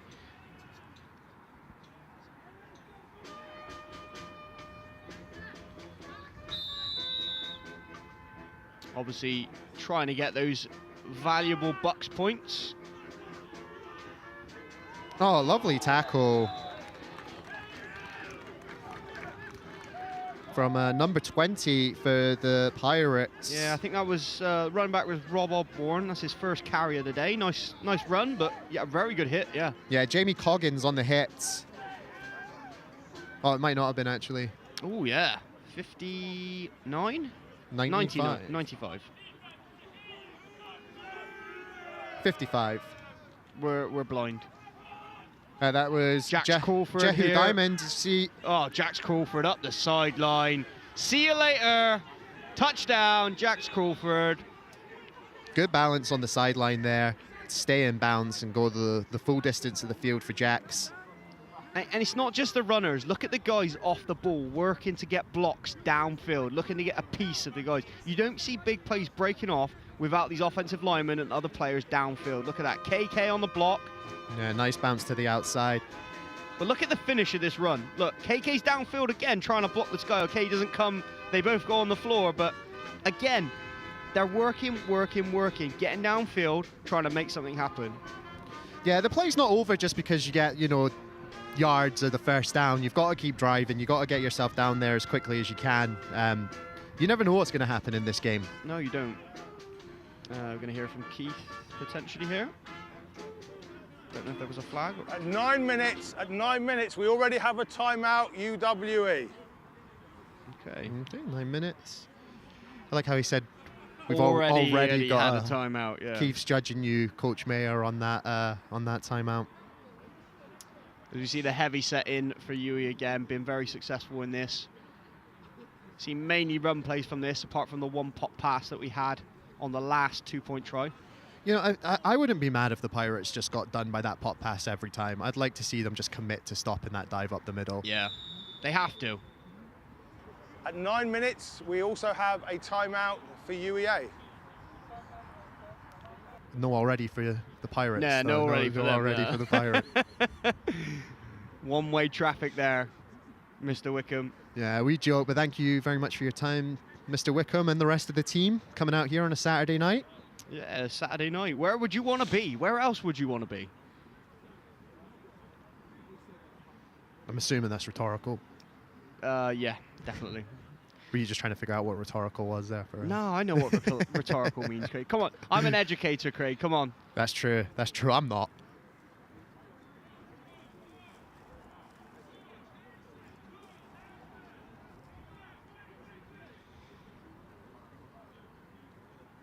And players getting themselves ready. I think we got Albert over the ball, making sure nothing happens too quickly. Yeah, the coach, one of the coaches from the Pirates, I believe is the head coach, is having a conversation with White Hat Keith Wickham there. Not sure what they're having a conversation about. That might have been why he called the timeout as well, to have the coaches conference. Yeah, maybe something getting missed that he wants to keep an eye on, or things of that nature.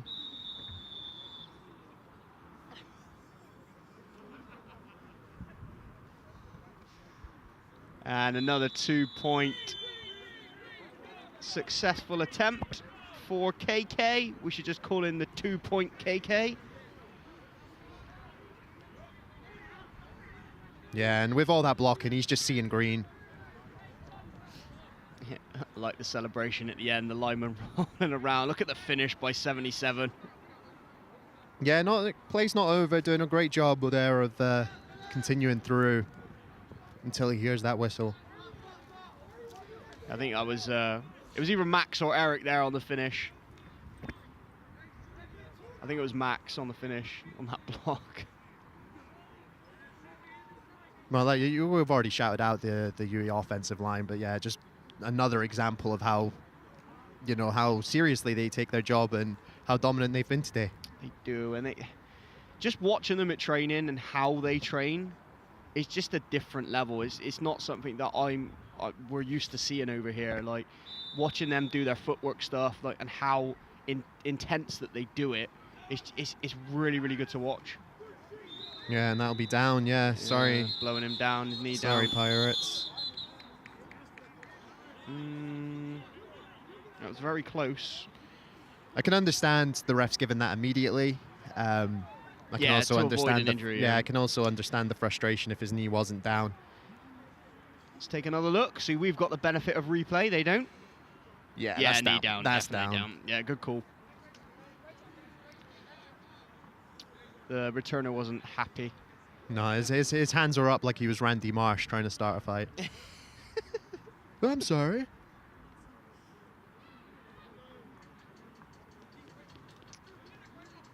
Shout out to all the alumni who are watching the game. I know the group chat's going off at the moment. We appreciate you tuning in. Hopefully we can get you down to one of the games this season. I think the shout was trying to come down to one of the Pride game on the 9th maybe. So that'd be good to see some of you guys here as well. Yeah, it's good to see the alumni supporting the team, getting involved, watching the games. I know the current squad definitely appreciates the involvement, as previous squads have as well, as we see another tackle in the backfield for UE.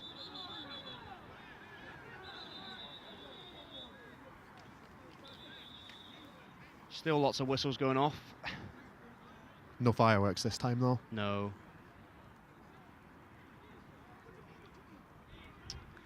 Shall I tell you what I'm looking forward to, Craig? Go on. Those are after-game brownies. Those of you who don't know...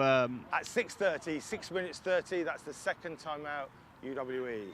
For those of you who don't know, head coach Dan Mayer's partner, Sophie, she makes the brownies for every home game at UE, and they are absolutely fantastic. Yeah, I think that's why they get such a good performance out of the players, is they want to earn those brownies. Yeah, the motivation. They're always nice and moist. Absolutely. And while we've got a quick break here, just give a shout out to our sponsors, TeamBuildr, PlayOverseas, EP Sports, and Matt Davis Leadership. We'll be running out of space on the screen soon with the amount of sponsors that we got now, Craig. Yeah, it looks like an Assassin's Creed UI.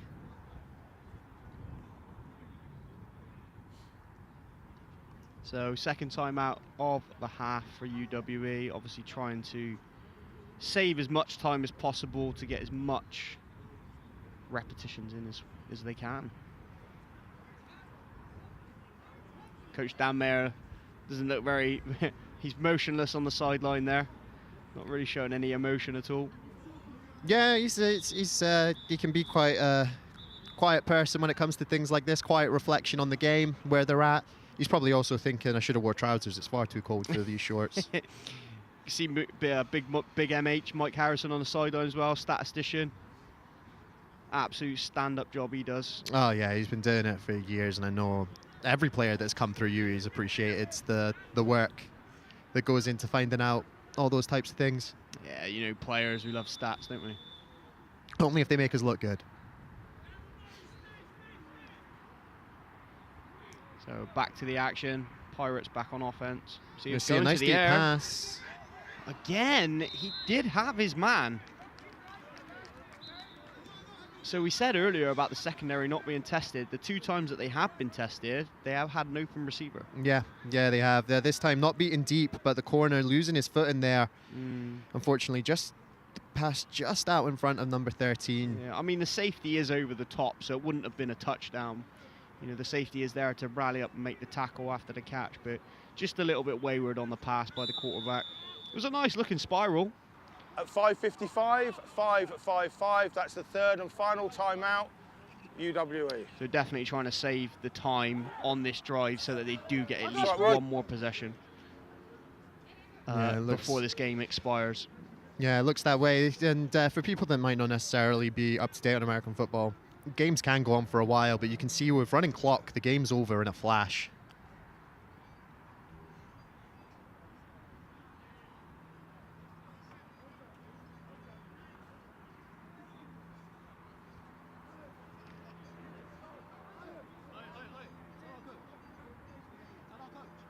Oh.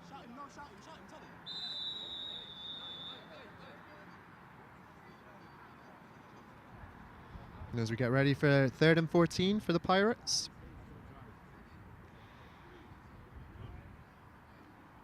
He's going to drop back the pass. Oh, tip pass. Yeah, great job there from number 42 for the Bullets there. That ball still went quite a distance for a tip pass. Yeah, that was Leon with the tip pass. Number 49, sorry, not for. Oh, no, it wasn't tip pass. No. Do you know what? With the angle of the ball and the way it was, it looked like number 49 had tipped that ball. Very, you know, it might not have gone anywhere in particular, but I'm quite impressed the quarterback managed to change his hand angle at the last second there. Yeah, to very unorthodox. Yeah, it's very, very strange. But yeah, number 49 coming through. Showing the blitz early there and not getting picked up.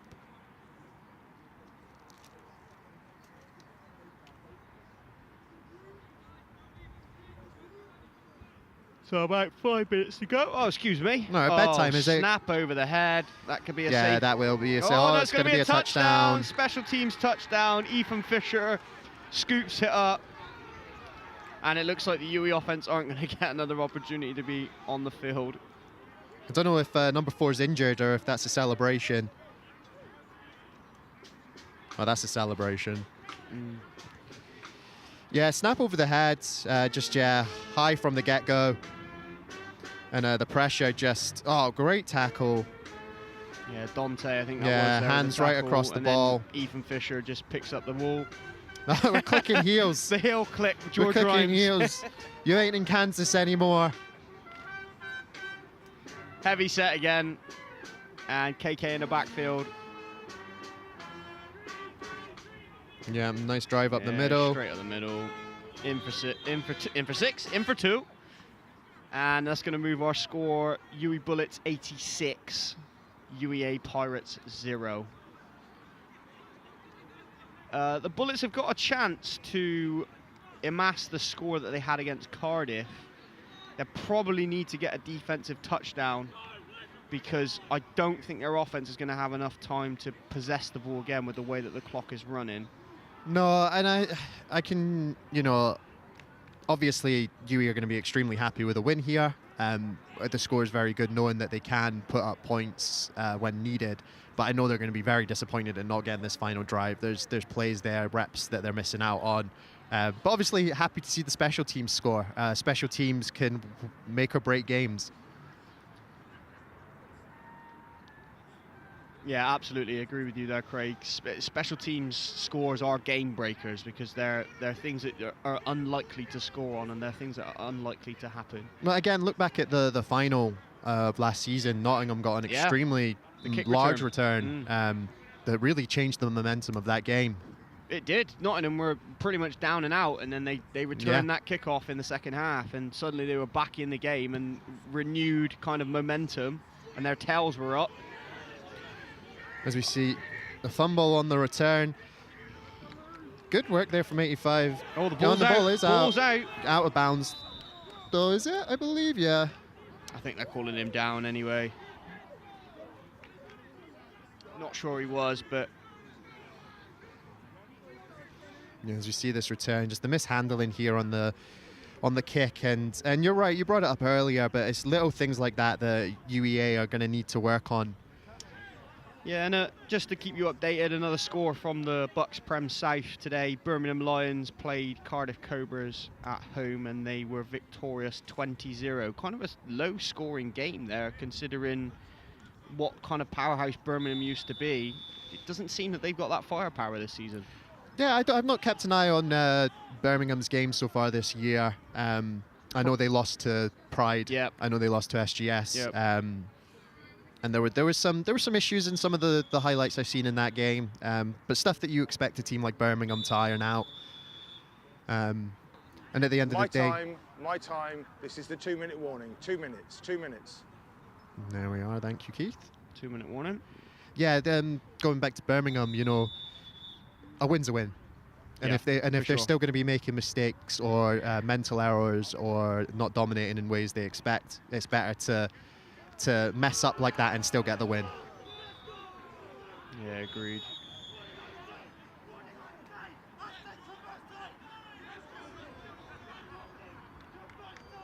Definitely a hype man. Yeah, loving it. Great job all round. Very nice tackle there. And yeah, I'd be hyped after making a tackle like that too. I never got hyped because I never made tackles like that. So yeah, injured player down for UEA. You hate to see this in a game where it's blown out and the game's over. And I mean, you hate to see an injury at any time, but especially in this instance. So we hope he's okay.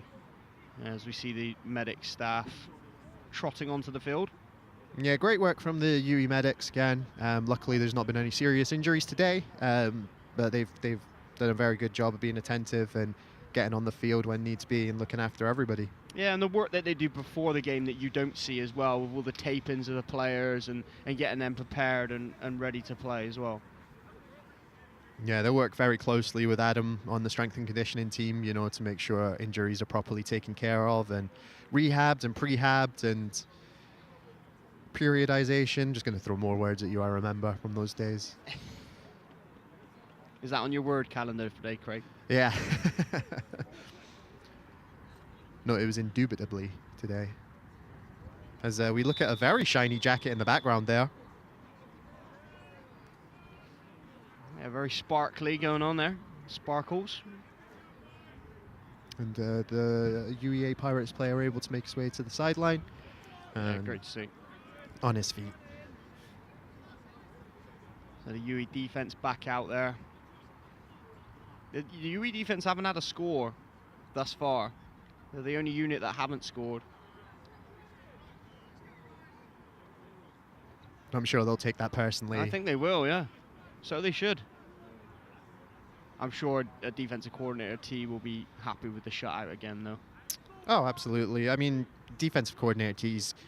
There's probably some little bits there as we see another pass attempt for the Pirates. Yeah, he's going to be very happy with a lot of what he's seen today. Not a lot to be disappointed with.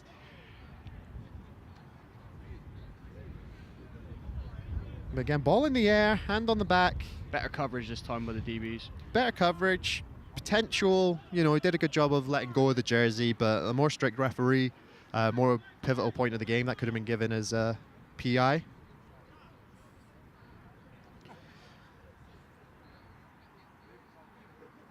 The hardest part about playing corner against a team that run the ball a lot is maintaining that focus for the 3 or 4 times that they do attempt to pass. You know, you can it can be very difficult because you want to make a play, you want to make an impact. So when it's not happening, you can kind of lose focus a little bit, as we see. Oh, I mean, as we're doing kind of in the dying seconds of the game, Craig, we'll talk about MVPs. Who do you fancy for MVP? Who gets your vote? I mean, very difficult. You can't really pick in a game like this, in my opinion. I'm sure you will. I'm hoping you do, because I'm not gonna. I'm playing it right down the middle. But super impressed with the front seven for UWE's defense. This is the end of the game. As we come to the end of the game. And as we come to the end of the game, Greener, who are you going to give man of the match MVP to? A few shout-outs. As you say, the defensive line, great job. Offensive line, amazing job. I think Ethan Fisher showed his electricity in the receiving game, but it's really hard to look past Hamish McClure. I mean, multiple throwing touchdowns, rushing touchdown, leading that offense. I have to go with Hamish, I think, for this game for my MVP. Absolutely, and nobody would argue with you there. As we come to an end, the final score is the UWE Bullets 86, the UEA Pirates 0. And if you just stick with us, guys, we'll try and get a player interview. We'll try and get Hamish over here as he won our MVP, and maybe a coach interview if we have time before you leave us. But thanks very much for tuning in, everyone who's watched near and far, all the parents and everyone who's watching in the States. Thank you so much for tuning in. We appreciate the support, all the alumni, and then just everyone else who's been watching. We hope you've enjoyed the show. And long may it continue, Craig. Looking forward to the fixtures. Absolutely, we're going to be here for all the home fixtures, both in the regular season and the playoffs. So obviously the big game will be the SGS game, which we'll have the pleasure to commentate on. But how's the schedule looking for the UE Bullets? So schedule next Saturday, the UE Bullets are home to the Birmingham Lions here at Hillside Gardens, and then a week after, on the 26th, the UE host the Cardiff Cobras. Then on the 3rd of December, they're away to the Birmingham Lions, and then Friday the 9th of December, that big game at SGS College. UWE will be playing there. And that will take us up to Christmas. Did you see the players going through handshakes? Nice to see all the players coming out healthy as well.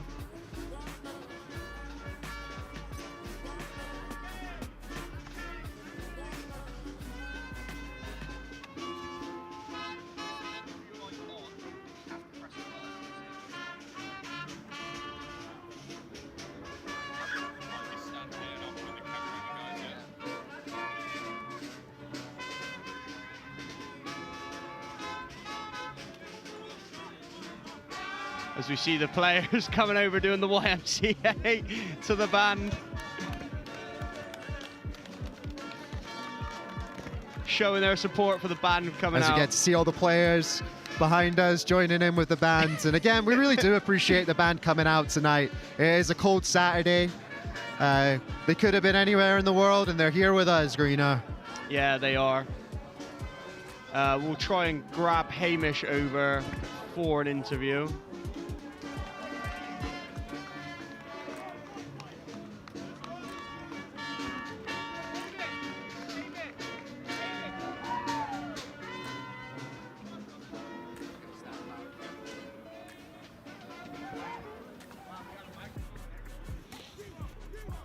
Oh, only the best for you, Hamish.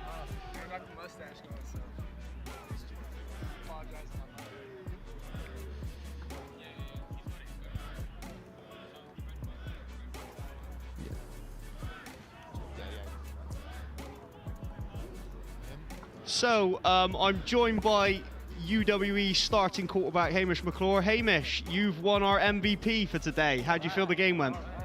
You know, we had a good game. I think we played a fair game in all aspects. You know, our offensive line did great. Defense obviously did great. And you saw our receivers score a couple times. So, you know, we try to spread the ball out, make sure everybody gets the opportunity to, you know, do something for the team. So, yeah, definitely. We saw multiple receivers receiving touchdowns, which was great to see. You know, spreading the ball, as you say. Offensive line definitely stood up today. They gave you lots of time back there, which was important part for your success. There was only a couple of times, I think, where you were under pressure, and you know, not much from the run game today, but I don't think you really needed it. Was that part of the game plan coming into this one? And we liked our schemes, you know, going in the air, just because of their defense. We saw they played a lot of man, so we thought our guys could obviously compete with theirs. And yeah, so going in, we knew we were going to do some run light stuff, but yeah, we liked throwing the ball, and yeah, that's what we did today. So. And looking forward to the games that we're going down the line. We were just chatting, saying there's 5 games in a row for UE here.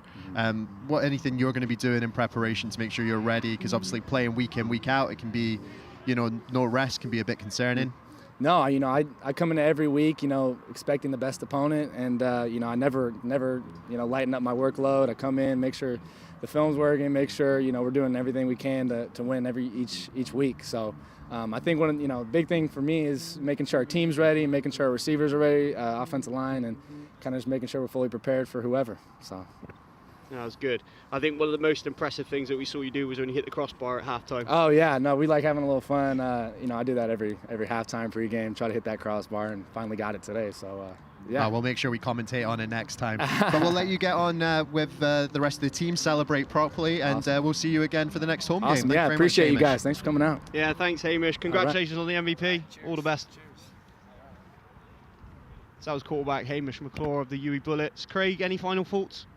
None about the game. Just final thoughts in general, but I won't answer that question. As we see UE, you know, talking to the coaches, going over what went well, lots of footage for them to pick up on, and I'd just like to see them grow from here. Yeah, definitely. It's a good platform. You know, a 90-0 win, an 86-0 win. They're building up to that SGS Pride game, aren't they? They're taking it in their stride. Obviously, they're not looking past every game, because you take every game as you go. But you know, they're preparing themselves. They're getting everything in that they need to in preparation for those big games that are coming up. Absolutely, and we'll be here for all the home ones. And with that, I would like to say thank you for showing up. Thank you for bombing it down the motorway to be here on time, Chris Green. And thank you to all our sponsors, TeamBuildr, PlayOverseas, EP Sports, and Matt Davis.